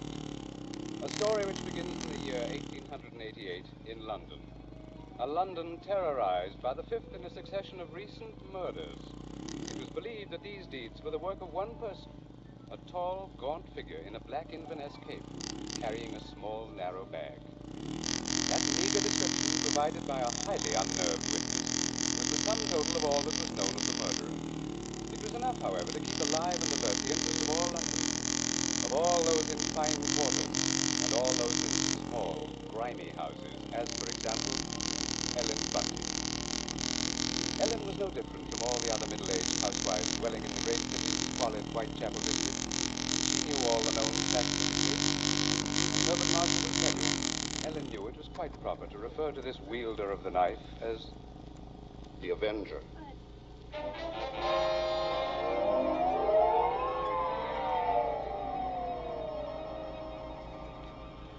Of course, Ellen Bunting was far more concerned with her personal problems than with thoughts of the Avenger. Yet the case of that strange, elusive killer quite often forced all other matters from her mind. There was that mad, meaningless scheme he seemed to follow. All his victims, for example, had been women. All of them young. And oddly enough, young. But Ellen could no more understand the motives of his brutal passions than could the police. This night, she and her husband, Robert Bunting, sat before their fireplace reading the newspaper account of the latest murder. The Avenger had struck again.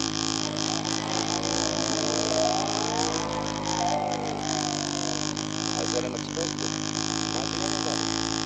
Might be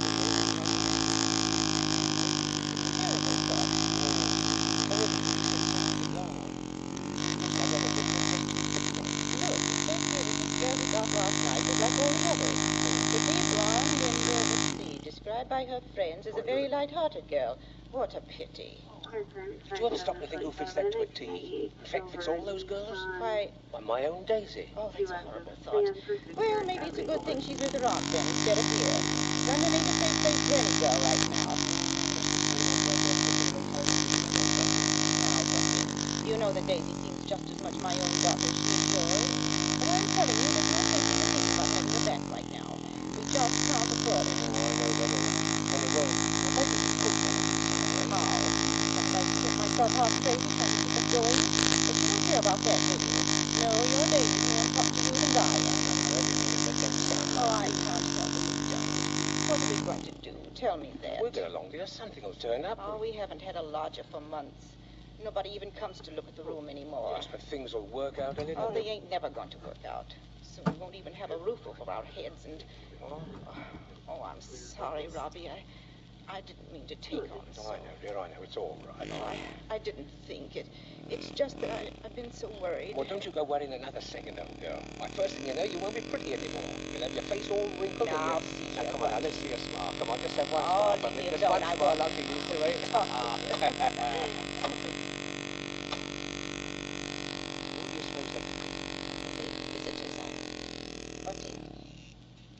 Do you think it could be somebody looking for rooms? Well, it might be. Want me to go to the door? No, I'll go. Just stay here. Yes, all right. Now, be sure you get a good look at the rooms before you let them in here. Oh, I'm coming. Oh, I do hope it's... Yes, sir? Is it not true that you let lodgings? Yes, sir. Won't you come in, sir? Thank you. Could I take your cape, sir? There's no need.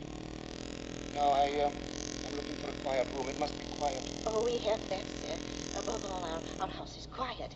Your bag, sir. May I take it? No, I'll hold it. Be so good as to show me the room, please. Oh, yes, sir. It's right up these stairs, sir. This way. Thank you. You see, sir, there's just... The Columbia Network takes pleasure in bringing you suspense.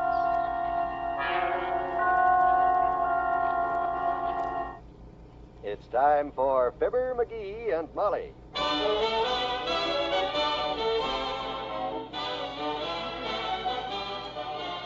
Sundays through Thursdays, NBC brings you Fibber, McGee, and Molly transcribed.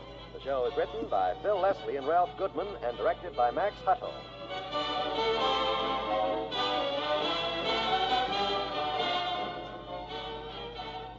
Before the McGees leave for a Sunday breakfast downtown, let's listen in on their conversation.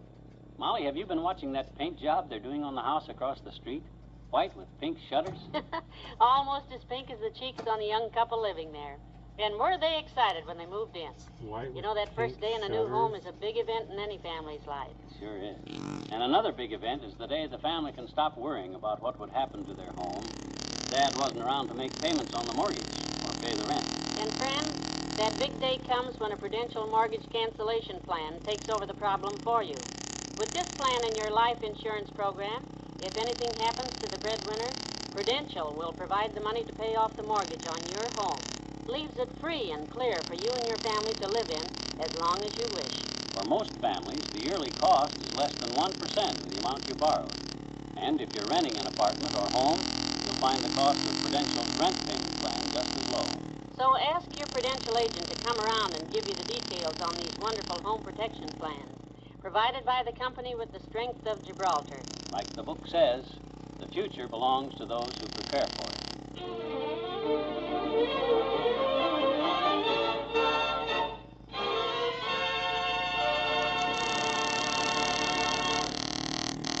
This is a wonderful idea, dearie, and a nice surprise. You know, we haven't been out for Sunday breakfast in ages. Well, you deserve now and then not to cook breakfast, Tootsie. You put in a lot of skillet time since we first met. Oh, I have indeed. So today I just figured I'd show you how I feel about all the meals you've cooked for me. I'll eat somewhere else for a change.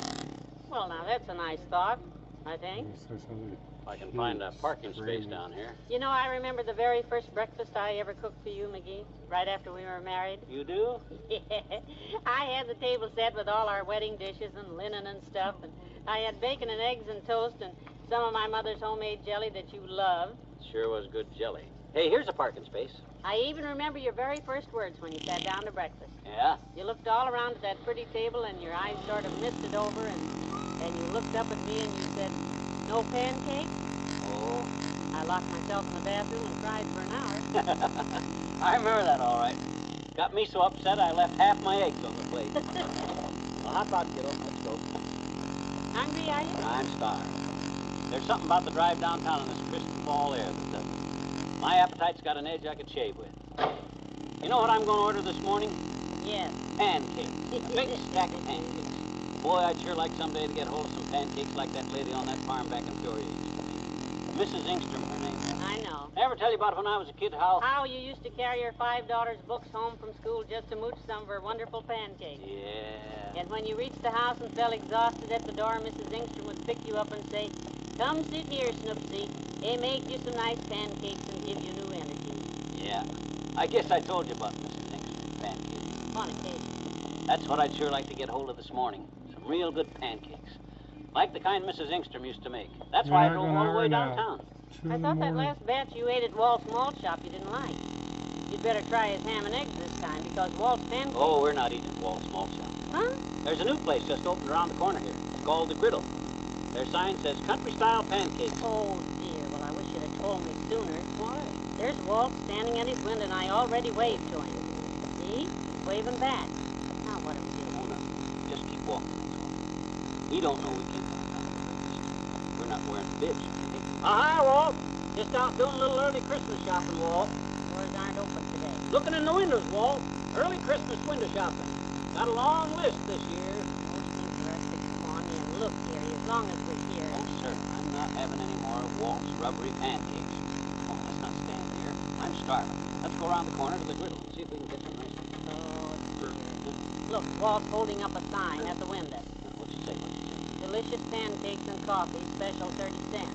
Tax included, no tipping, friendly service. This is embarrassing. No thanks, Walt. We would, but we just ate. That's your stomach. Rub your stomach. He's turning the sign over. I guess we aren't the first ones this morning. Look, McGee. I don't want to look. Come on, let's go eat. It says, all right, traders, eat at the griddle. See if I care. Oh, there's a tear in his eye. Sorry, Walt brought that on himself. If he'd ever learned to make decent pancakes, we wouldn't be trying every new restaurant that opens up. I know, but... He knows how crazy I am about pancakes, and if this griddle place makes them anything like Mrs. Engstrom used to make them, I'm all set. I'm sorry if Walt's got a tear in his eye, but my stomach is more important than Walt's eye, and I gotta find out.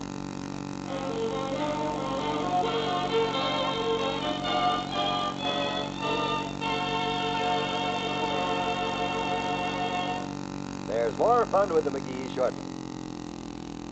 Save for a rainy day. How often we've heard that caution?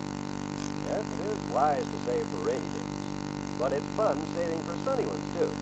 Trips to faraway places, early retirement, sunny days. But days that take money.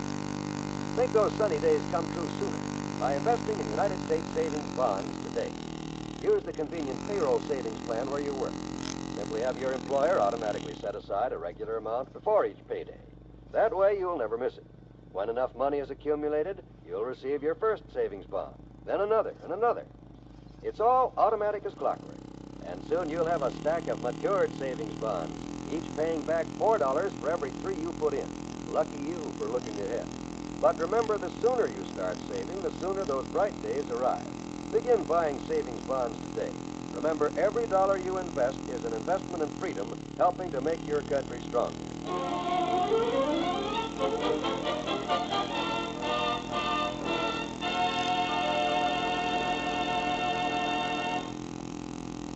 Now, here we are, Molly. Oh, it's a cute little place, isn't it? There's your sign in the window, country-style pancakes. Yeah, you'll like this place, Molly. I hear they got good bacon and eggs in here, too. Made with pure creamery butter. So, let's go in. Okay. Well, certainly is filled up for a new place. Yeah, everybody seems to be. Oh, there's Mrs. Atherton over there. Who? Hello, Mrs. Atherton. How's the baby? Oh, just fine, thank you. How's your little Edgar? Edgar? Who's Edgar? Oh, she thinks I'm Mrs. Cronin. She always gets us confused. Edgar's getting along fine, thanks. Got over his whooping cough. Oh, glad to hear it. Give my regards to Gloria May. Right. Boy, that was a bright hunk of dialogue. Well, it's simpler than trying to explain who I am every time. Come on, here's an empty booth over here. Well, I hope the service is fast here. I'm as empty as a bass drum. Here's your napkin. And please don't bang on your glass with your knife. The waitress will be here in a minute. Well, I hope she hurries up. I'm anxious to try them country-style pancakes. Boy, oh boy, if they turn out to be even half as good as the ones I used to get as a kid. You know, the ones Mrs. Engstrom used to make? Yes, I know. You mentioned Mrs. Engstrom. I don't know why it is, but nobody can make pancakes like that anymore. They were not only as light and fluffy as a basket of feathers, but they were bigger, too. Twice as big as the pancakes you get nowadays. Are you sure they didn't just seem bigger when you were a little boy? After all, things in retrospect. In other words, McGee, it's not that the pancakes are smaller these days, it's just that your mouth is bigger. Much bigger. Hello, Dr. Gamble. Oh, how do you like that? And boots in this place, and we have to pick one next to old Balloon Boy. Have you ate yet, Doc? You mean you'd like to know if I'll join you? No, I'd like to know if there's any food left. Move over, McGee. Slide in here, Doctor. Oh, thanks, Molly, but I just finished eating. I've got to run along. Hey, how are the pancakes here, Doc? Did you try the pancakes? No, but I can highly recommend the ham and eggs. Oh, I'm not interested in that. I've been trying for years to find some real good pancakes because when I was a kid, I used to get the greatest.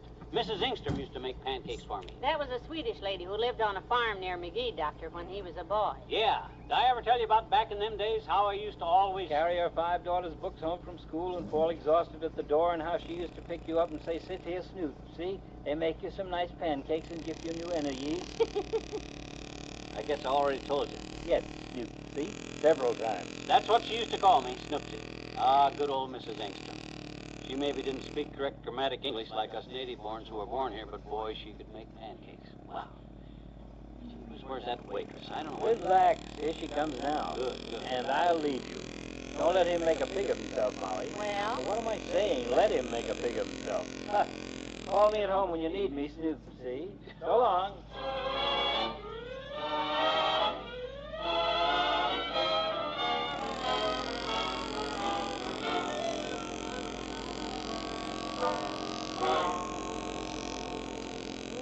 Bacon and eggs are delicious. How are your pancakes, dearie? McGee?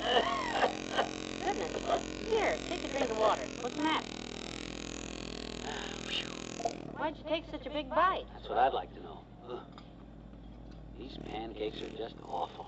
They're even worse than Walt's. Oh, Hey, waitress, waitress! A waitress! Oh, please, dearie. Everybody's staring. Let them stare. Boy, this joint's got a nerve passing off gummy goo like this as genuine country-style pancakes. Bad, are they? Bad?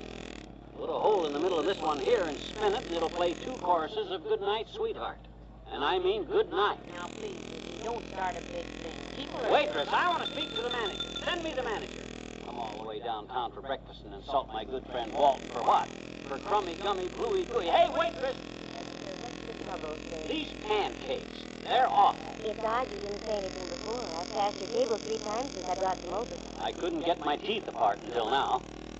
Do you call these country-style pancakes? Please. I'm sorry, sir. I only work here. Here comes the owner, I'm sure. Mr. Sally, this gentleman here wants to see you. Snoopy, it's you. Well, for the Mrs. Engstrom. What? So that is why you got so excited. You tasted my good pancakes, and right away you knew it was Mama Engstrom's cooking.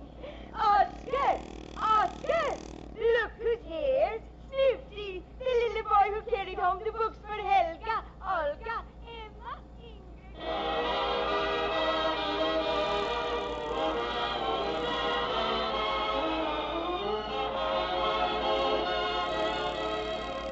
We'll say goodnight to Fibber and Molly in a moment. Here's a suggestion to brighten your busy days. For the best in daytime listening, you're invited to stay with NBC morning and afternoon, Monday through Friday. Tomorrow morning, for example, you'll hear the quiz show with a heart, Strike It Rich. Warren Hull is master of ceremony. You'll hear some wonderful, inspiring stories as contestants try for the big cash prizes. It's a question and answer game with a purpose, and you'll enjoy each minute of it. So listen tomorrow morning for Strike It Rich. And that's just one of the big weekday shows in store for you. There's also The Phrase That Pays with Ted Brown, a program that gives you listeners at home a chance to win some grand prizes. There's Second Chance to tell you some exciting success stories.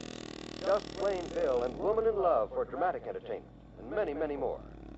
We could list them all for you, but here's a better idea. Just keep your dial with NBC Radio and find out for yourself. It's the best.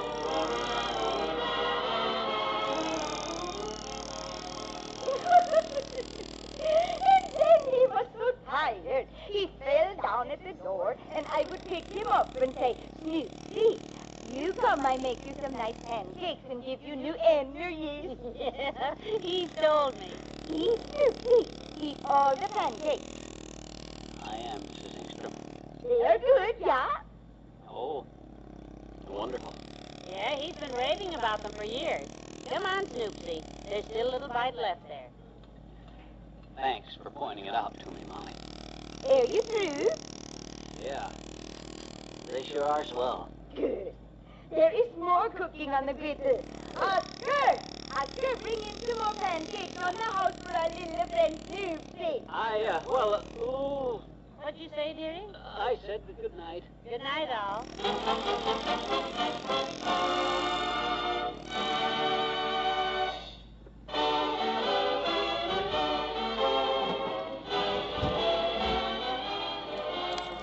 Fibber McGee and Molly is an NBC Radio Network production transcribed, with Arthur Q. Bryan as Dr. Gamble, Natalie Masters as Mrs. Atherton and the waitress, and Vivi Janis as Snoopsy's old friend. Be back with us again tomorrow night when Mr. McGee makes a tactical error. As usual, this is John Wall saying good night.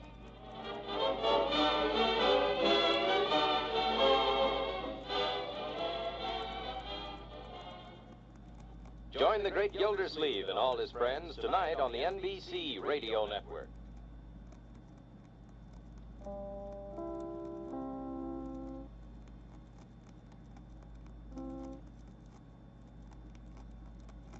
Time for Fibber, McGee, and Molly.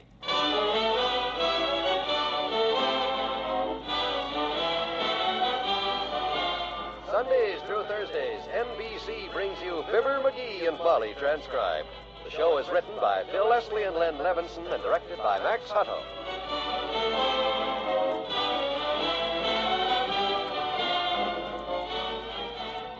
We'll get into our story shortly, but first, here's an offer from Fibber and Molly. Say, Molly, here's something every home ought to have. It's called a Selecto Ray Protecto Alarm. The hardware store is selling them for only $139.50. Oh, no, you don't, McGee. Hmm? When it comes to protection, you know there's nothing like those Prudential sickness and accident plans of ours. Yeah, you bet your life there isn't.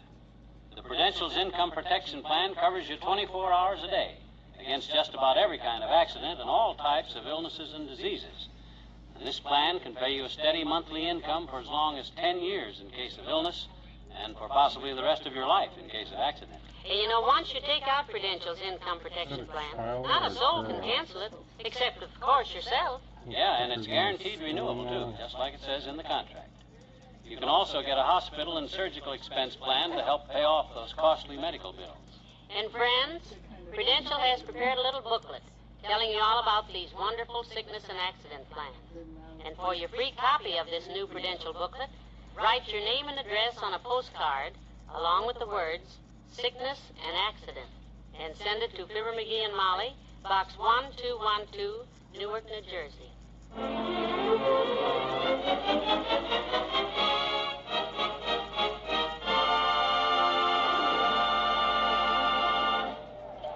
Ladies and gentlemen, what you are listening to is not a riot, fire, world premiere, or political convention. It's Dollar Day in downtown Wistful Vista. No, I tell you, we won't do it. You gotta do it. It says so right here in your ad in the paper. It does not. You're putting words into our advertising. I am not no such a thing. Here, read it yourself, wise guy. It says, initials stamped in gold free on every wallet purchased at the Bonton. Oh, that means purchase today. You bought that wallet from us 6 years ago. It don't say today.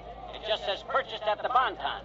And if you don't put F. McGee in genuine gold on this wallet right now, I'm reporting you to the Better Business Bureau, Buster. Oh, I give up. Let's have it. Okay. Get all my valuables out of the secret compartment here. Let's see what I... Free coupon, good for a 10-cent glass of iced tea. Old 5-cent airmail stamps. Never can tell when 5-cent airmail will come back. Little celluloid calendar for 1949. Never can tell when 1949 will come back.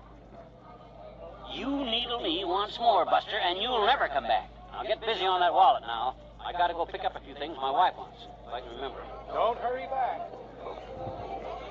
Boy, what a mom. Molly sure used good sense when she stayed home today. Doggone it, seems to me there was one special thing she asked me to be sure and buy down here, but I can't seem to... Whoops! Sorry, sir. Oh, it's you, McGee. Oh, hi, Fatso. Didn't recognize you from the back. I thought for a minute they were having a sale on blue serge elephants. No, but I have a special deal over at my office for Dollar Day, Sonny. Oh, you have? I'm treating 2 broken legs for the price of 1 today, and for you, I'll furnish the fractures myself. Where's Molly? Lost in the mob? Ah, she stayed home. I'm down here picking up a few bargains for her. Well, where are they? Well, I haven't bought anything yet. Oh? Hey, have you got any use for a genuine hand-carved teakwood boot puller, Doc? Not the slightest. I haven't pulled a boot in years. Me neither. But they got a swell deal on them over at that Oriental place. Herb and Ruth's Herb and Root Shop. Oh. 2 for the price of 1, $1.10. I thought if you were going to buy one, I'd take the free one. Whoop, I beg your pardon, lady. I should hope so. Stepping all over me like that. Where'd she come from? Oh, they crawl out of the woodwork on Dollar Days. Yeah. Now, where was I? In the Bonton department store. Your name is Fibber McGee, and I'm your family physician. I know that. I'm referring to what point in the conversation was I at? Well, whatever it was, it had nothing to do with grammar. Oh, I know. We were talking about the bargain. You been over to the old 5 and dime, now called the Dollar or More store? Not yet, no. Well, in their university shop over there, they got a great special on boxer shorts, 3 for $1. Oh? I'd have took some, only I never been to a university and not haven't boxed much lately. Well, neither of those points disqualify me, so I think I'll go over and see if... What are you looking so puzzled about? Huh? Oh, I keep thinking there was something Molly particularly asked me to buy for her down here, but I can't remember what it was. Well, that's what she gets for letting you off your leash. It'll come to me, I guess. With your memory? Ha! You'll be lucky to find your way home. In fact, before I go, here, pin this to your hat band. My hat? What is it? My business card. When they pick you up wandering around the basement looking puzzled, they'll call me and I'll come get you. So long, Sonny. Come get me, that big Weisenheimer. Wish I could remember what it was Molly wanted. Perfume, shaving soap, skillet. Seems like it had something to do with the kitchen, but I better phone up and ask her, I guess. Hey, Bud, where's the phone booth? Right behind you. Oh, I didn't see it.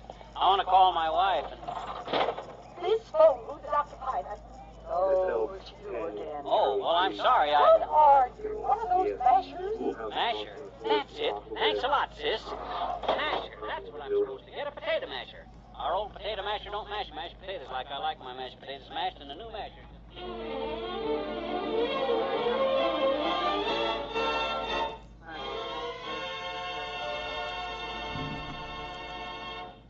Back to West Vista in a minute. That thing that you ready is pretty nice. RCA Victor. For dependability. But dependability isn't the whole story, not by a long shot. This is Vaughn Monroe with 4 good reasons why you should see your RCA Victor dealer. First, today's smartest cabinet styles, a completely new line. Second, the new all-clear picture with 212% finer picture contrast. Third, the new Easy-C tuning dial. Fourth, the lowest prices ever for RCA Victor quality. I personally recommend that you see your dealer soon. And remember, every year more people buy RCA Victor than any other TV. For dependability.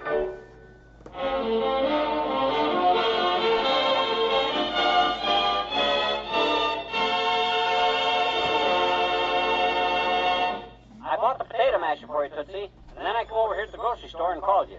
Need anything from here? Thanks, dearie. I don't need a thing. I have a cake in the oven, so I got some great specials here. How about some flapjack bar, Seal brand? A free flipper with every package. No, have plenty. Look, I can't talk now, McGee. It's only 10 cents for a 2-pound package. 10 cents? How can they do it? Big turnover. And don't you get it, Molly? Flapjack, turnover, big turnover? It ain't funny, McGee. They got a lot of bargains over here. Oxtails, 13 cents a pound. You gotta take a whole one, though. The whole tail? Oh, the whole ox. McGee, I have a cake baking, and I've got to get... Oh, dear. Hold on a minute. Yeah, I thought so. Look, stop at the bakery on the way home. The bakery? The smoke is pouring out of my oven. If you want cake for dinner, buy one.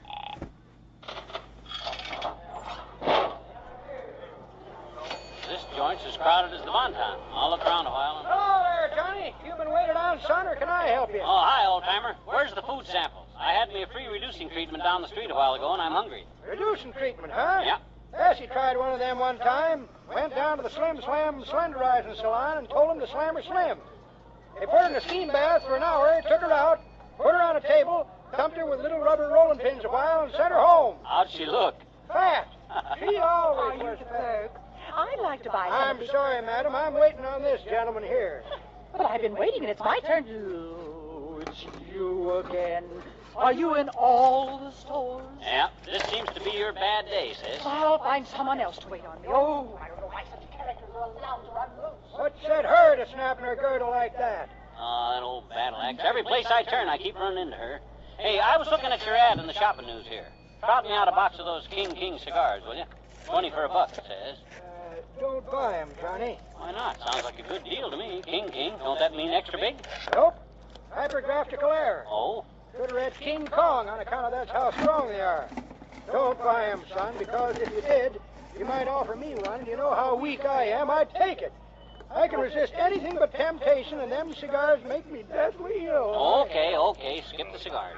What about this other special you got here? Zombie glasses, 7 cents. Oh, sorry, Johnny. We're all sold out of zombie glasses. Oh? A bunch of zombies with weak eyes come in early this morning and bought 2 pairs apiece. They look real cute wearing them glasses out of the store, and, oh, excuse me, son, the boss. What's the use? I might as well get out of this mob and go on home anyhow. I guess I don't need anything from here, so whoops. Oh, not you again. Now, look, lady, What can I do to persuade you to keep out of my way? Just promise me you're staying downtown, that's all. I am staying downtown. Well, good, because I've had enough. I'm heading for home. This part of town is too small for the both of us, and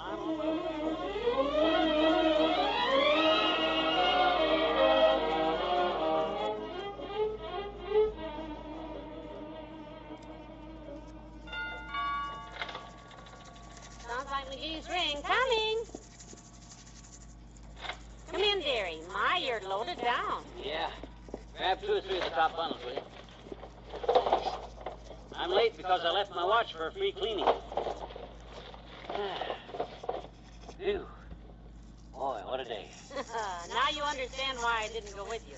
Well, what'd you get? Careful of that, careful of that. That's my new next year's straw hat. I bought it now because it was 90% off. Probably fits the same way. What's in here? Vacuum cleaner belt, 8 cents. I hope it goes around our cleaner. Well, here's your potato masher. And here's a woven grass placemat, too, only 11 cents. Well, that's just Jim Dandy, but they usually come in sets of 4. Oh, I see. Well, some woman had the other 3, and she sure was mad when I wouldn't give her this one. I don't blame her. Oh, you bought socks. Well, I'm glad they matched this time. However, if you'd have looked closely, dear, you'd have noticed they're different sizes. Oh, well, don't worry. I'll grow into them. Oh, say, I nearly forgot. Come on in the living room, McGee. Sure, why? Well, you've heard me speak of Lillian Stone often enough, but I don't think you two ever met. No. Well, she dropped in this afternoon, and I know you two will just take to each other right away. Any friend of yours is a friend. Oh, no. Lillian, I want you to meet my husband, Mr. McLillian. What's the matter? That man, Molly. He's the one I was telling you about. The one who kept bumping into you? McGee? But the way you described him. How did she describe me? Never mind, and I had hoped you two... Oh, this is ridiculous.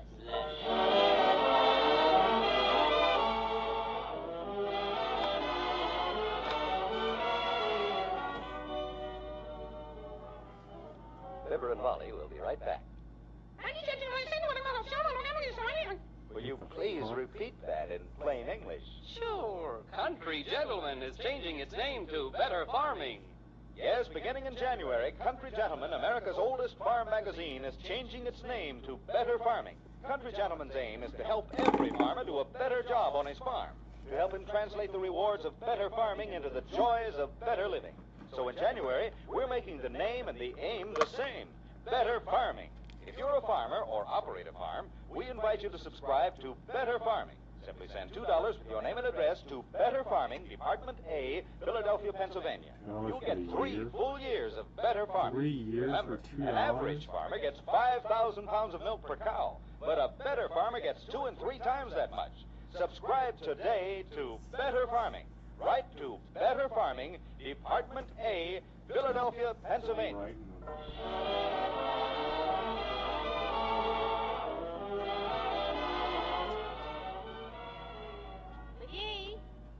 McGee, you can come downstairs now. Lillian is gone.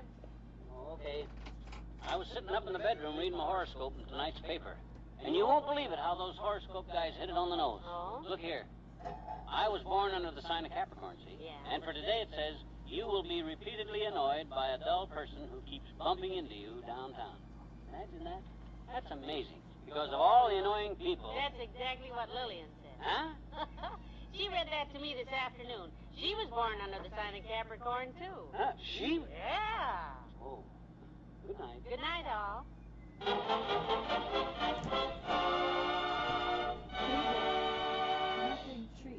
Fibber, McGee, and Molly is an NBC Radio Network production transcribed, with Bill Thompson as the old-timer, Arthur Q. Bryan as Dr. Gamble, and Elmia Allman as Lillian Stone. Be with us again tomorrow, won't you, when Mr. McGee gives advice to a young husband, and Mrs. McGee advises a young wife. This is John Wall saying good night. Join the great Gildersleeve and all his friends tonight on the NBC Radio Network.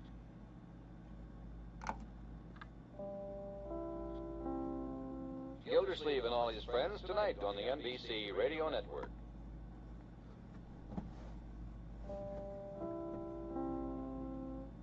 Time for Fibber, McGee, and Molly.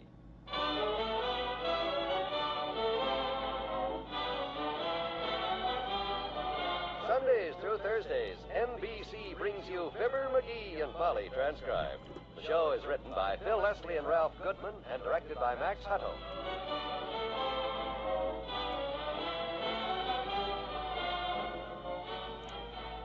While we're waiting for the curtain to go up, here's some sound advice from the McGees. McGee, ever since that nice Prudential man of ours told us about that mortgage cancellation plan, there's something I've been wanting to ask him. Well, I don't profess to be a professor, kiddo, but what's your particular problem? Well, just this, McGee. Hmm? Almost everyone knows the Prudential Insurance Company has a special plan that will pay off a family's mortgage if anything happens to Dad. But what about those families living in rented homes or apartments? Doesn't the Prudential have a plan to protect them, too? It sure does. And just as you may have guessed, it's called the Prudential Rent Payment Plan. That certainly makes sense. You see, a Prudential Rent Payment Plan will provide your family with money to pay the rent each month if you're no longer here. You'd never have to worry about the first of the month rolling around because you'll always have your rent money on hand. Now, of course, if you should ever decide to buy a house, this policy can be used to cover a like amount of your mortgage debt. Sounds perfect to me, McGee. So, friends, if you want to be sure there'll always be a roof over your family's head, keep them covered with a Prudential Rent Payment Plan. Your Prudential agent will be glad to tell you more about it.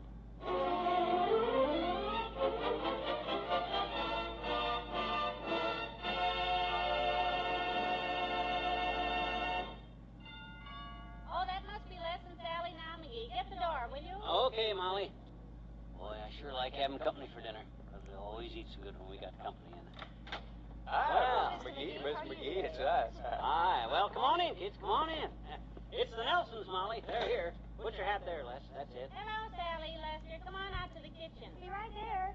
Come on. That's my favorite room, Mr. McGee, the kitchen. Yeah, me too. Hello, Mrs. McGee. I'm sorry we're late. Oh, you're not late at all, Sally, and it's a good thing you are. It seems like this roast will never get done. Sure smells mighty good. Can I help, Mrs. McGee? Oh, I don't think so, dear. Everything's under control. My oven is just a little slow. It'll take another 10 or 15 minutes is all. Hey, we got time to kill. Come on out the garage, Les, to my workshop. I want to show you a toaster I'm fixing. Well, I'd enjoy looking around out there anyhow. Yes, go ahead, honey. I'd love for you to be as handy with tools as Mr. McGee is. Which Mr. McGee did you have in mind, Sally? Because the one I Well, give us a call when dinner's ready, kiddo. I'm starving. Come on, Les. No, I'm kind of glad to get this juice off the side of it. Oh? You and Miss McGee get along so wonderful that I figured your advice for you on how to handle a wife. Oh, sure. Ask me anything. I've had enough experience to know all about handling women. You got to be firm with them. Oh, McGee, don't you wash it all dirty now. Okay. The iodine bandages are on the shelf out there. Are they gone? Yes, they went in the garage. Why? Well, I've sort of been watching for a chance to talk to you alone. About Lester. Oh? You two aren't having any trouble, are you, Sally? Oh, no. Tubby's the sweetest of me. But I guess all couples have little differences now and then. Well, you and Mr. McGee get along so wonderfully. So I just thought a little advice from you on how to handle things. I mean, if we ever did have a real problem, well, I'd like to know how to handle it, so... Oh, I know what you mean, Sally. Men can be a problem sometimes. If there's one thing I've learned in all these years of being married to himself, it's how to handle any situation at any time. So you sit right there and listen.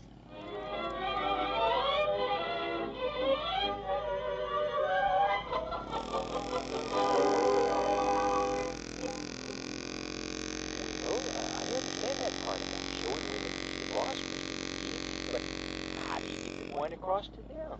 Just by being firm, Les. Men were made to dominate. Just look back in history. Who was it that led all them great revolutions that made history as we know it today? Take France, for example. Well, there's Joan of Arc. I was referring to Napoleon. Oh, Napoleon. He was a man. Did he let Josephine tell him what to do? Well, from what I read in the books there, it seems like... Oh, she made a few suggestions now and then. Women are always doing that. But when it came to the big decisions, they were his. You take the way he mapped out the strategy at Waterloo there, for example. Splitting up his troops, making them march on their stomachs. Oh, he got marching in Waterloo. Yeah, that's what I mean. That's probably the time he followed one of her suggestions. That's the whole moral of what I'm telling you, Les. Men gotta make the decisions. Never let a woman tell you what to do, you understand?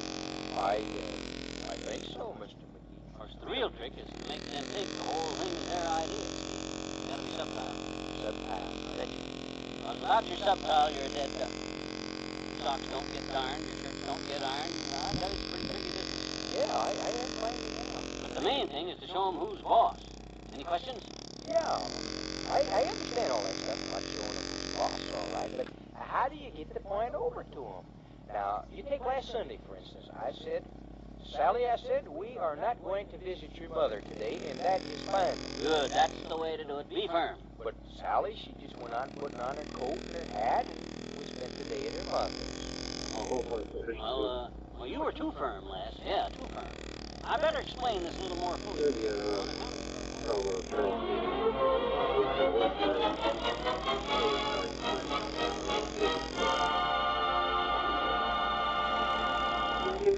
There's more fun with the McGees shortly. Don't be half safe. Now you can have dry, sweet underarms, even on hot, sticky days, with a new super effective hot weather deodorant. It's the new vanishing cream deodorant Arid. Arid gives you a new kind of protection, rubbed-in protection. You simply rub Arid in, you rub perspiration out. You rub Arid in, you rub odor out. When the cream vanishes, you know you're safe. Here's the secret. Soft, creamy Arid now contains a new magic ingredient called First Stop. And First Stop makes Arid a real vanishing cream deodorant. That's why Arid is 1.5 times as effective as any other leading deodorant, as proved by doctors. Rubbed in daily, Arid with First Stop keeps underarms dry, soft, and sweet. Keeps your clothes safe from stains. No other deodorant can give you this extra protection because no other contains First Stop. So get Arid, only 43 cents plus tax. Don't be half safe. Use Arid to be sure. And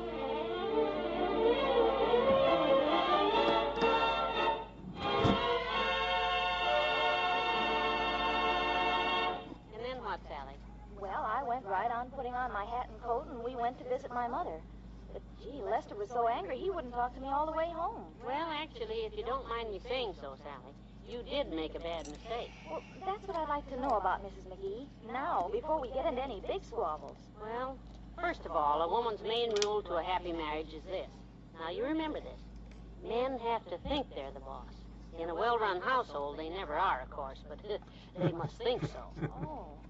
But how do you manage to make them think so? Well, very simply. Now, you take the little incident you were just telling me about visiting your mother.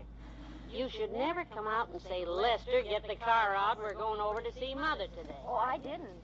Or even, let's go over and see Mother today. She's so lonesome. Yes, that's what I said. Well, that's all wrong. What you should do is this. You say, sweetheart, what would you like to do today?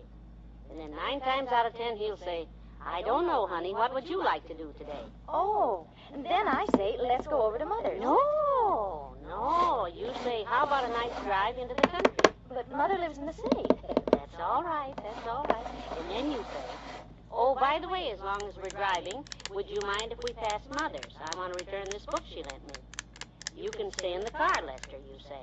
Oh, I'm beginning to get the idea. Little by little. Right. But always make them think it was their idea. Be subtle. The iron fist and the velvet glove, huh? That's it. Of course, in some cases, it's smart to give in on the little things, that is. Mm-hmm. Now, you take meals, for instance. If your dinner is ready and Lester happens to be busy, it isn't worth an argument. Let the dinner wait. Oh, goodness, that reminds me. The roast. Oh, dear. Oh, it isn't burned, is it? No, just right. Would you mind getting that platter there, dear? I'll call the boy.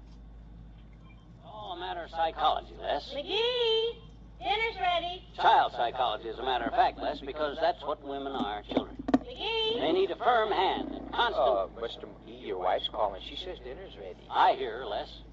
You never want to jump when women call. Just take your time and be firm. Watch, I'll show you what I mean. Oh, Molly! Yeah? I'm sorry, kiddo, but I can't come in for another 20 minutes. 20 minutes? Well, I don't see why not, Mr. McGee. All we've been doing is talk. Very busy out here, my dear. The dinner's on the table. I'm sorry, kiddo. Okay, dearie. You're the boss. What'd you do that for, Mr. McGee? I'm starving. So am I, Les. So am I. But it's just a matter of principle. Never jump.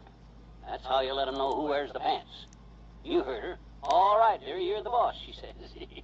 You'll find a checkerboard over there behind you, Les. Let's play a couple of games, and in 20 minutes...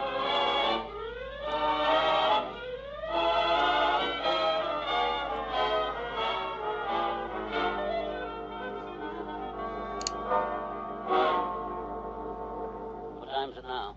It's been 17 minutes since she hollered. Well, I guess that's close enough. Close the board up. Wait, you mean we can go in now? Oh, boy. Now, wait a minute. Let's not rush. Just walk over there kind of nonchalant like. saunter in.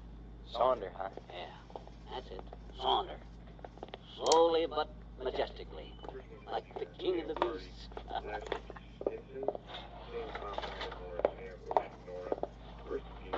Oh, hello Holy there. shit, We're here, spouse. All set for... I know the guy getting pulled The over. dishes. The dishes? Yeah, what's the idea? Dinner dishes. Dinner's over. Huh? Too bad you couldn't have made it. Oh, yes, it was delicious, Lester. Oh, my gosh, Molly, no. Look, Les and I are starved, and gee whiz, I mean, well, what... Yeah, Miss McGee, you see, we were just... What are you gals laughing at? Yeah, gosh, I'm so weak from hunger, I can't hardly Oh, crawl. listen, it's still in the oven. We really haven't eaten yet. You haven't? Oh, boy. Well, come on, Les. Grab a napkin and let's sit down. Yeah. And forget everything I told you, boy. Women are wonderful. That goes for men, too, Sally, if you know how to handle them.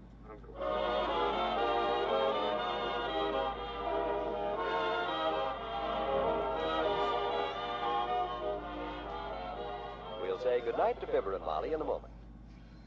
There's music for you tomorrow night with a pair of your favorite song stylists, Dinah Shore and Frank Sinatra. This is John Wald with an invitation for you to be on hand. The Dinah Shore Show brings you a delightful quarter hour of after-dinner listening, guaranteed to brighten the evening wherever you are. And the Frank Sinatra Show presents the popular Frankie himself with lots of melody, the top tunes of the day, plus relaxing chatter in the informal Sinatra manner. Every Wednesday and Friday evening, enjoy the music of Dinah Shore and Frank Sinatra here on NBC. And here's another good suggestion for Wednesday listening. It's the one, the only Groucho Marx.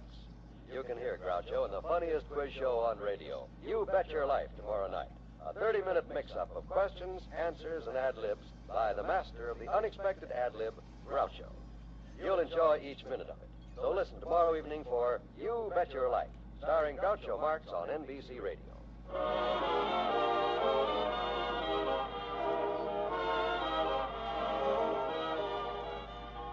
Cigar, Les? No, thanks, I'm fine. That sure was a good dinner your wife cooked. Yeah, great. Sure glad they didn't go ahead without us. They wouldn't dare. They may fool around a little, but underneath it all, they know the law of the jungle. It's the male animal that's king. From the monkeys on up, all male animals. McGee, they're ready. Lester, come on in. What do you want to do, Les? Well, at our house, I usually wash. Good, because I usually dry. Well, come on, let's get in there and grab some soap and a dish towel before the girls get mad. Sally and I'll go in the living room, McGee. Out of your way. Yeah. Well, let's have at it, Les. Good night. Good night, all.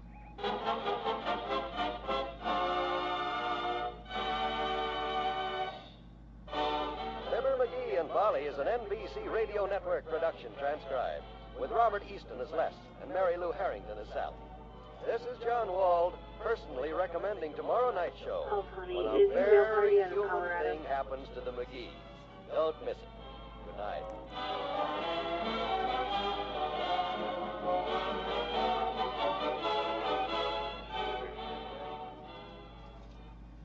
Join the great Gildersleeve and all his friends tonight on the NBC Radio Network. Join the great Gildersleeve and all his friends tonight on the NBC Radio Network.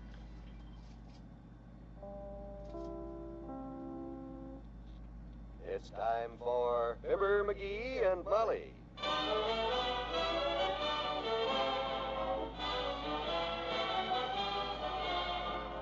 Sundays through Thursdays, NBC brings you Fibber, McGee, and Molly transcribed. The show is written by Phil Leslie and Ralph Goodman and directed by Max Hutto. Okay, you're eligible on adult license out of Colorado. Your funeral party is coming back to remote conviction. Now that the fall college term is well underway, for your you'll milk party. recognize the wisdom in these words from your friends. Listen to this, Molly. Here's an article in the paper that says the average man with a college education will earn $100,000 more in his lifetime than a man without college. $100,000, McGee? Yep. Well, for goodness sakes. It sure is. Sure is what, dearie? For goodness sake, just like you said. Oh.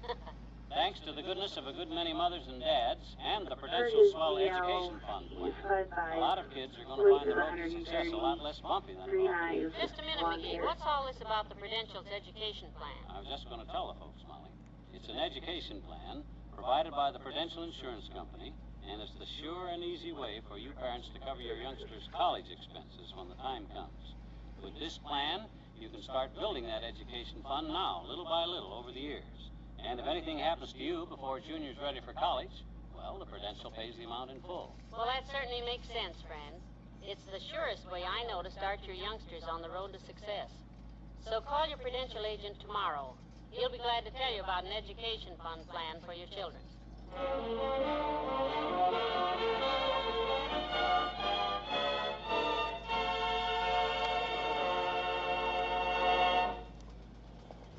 My, that bonton is crowded this afternoon.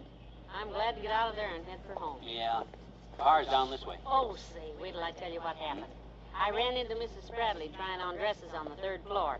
And you know how she goes around telling everybody she wears a size 12? No, she never mentioned that to me. Well, when I bumped into her in the bonton, she was trying a size 18. No. 18, mind you. And it was tight, too. Well, heavenly days.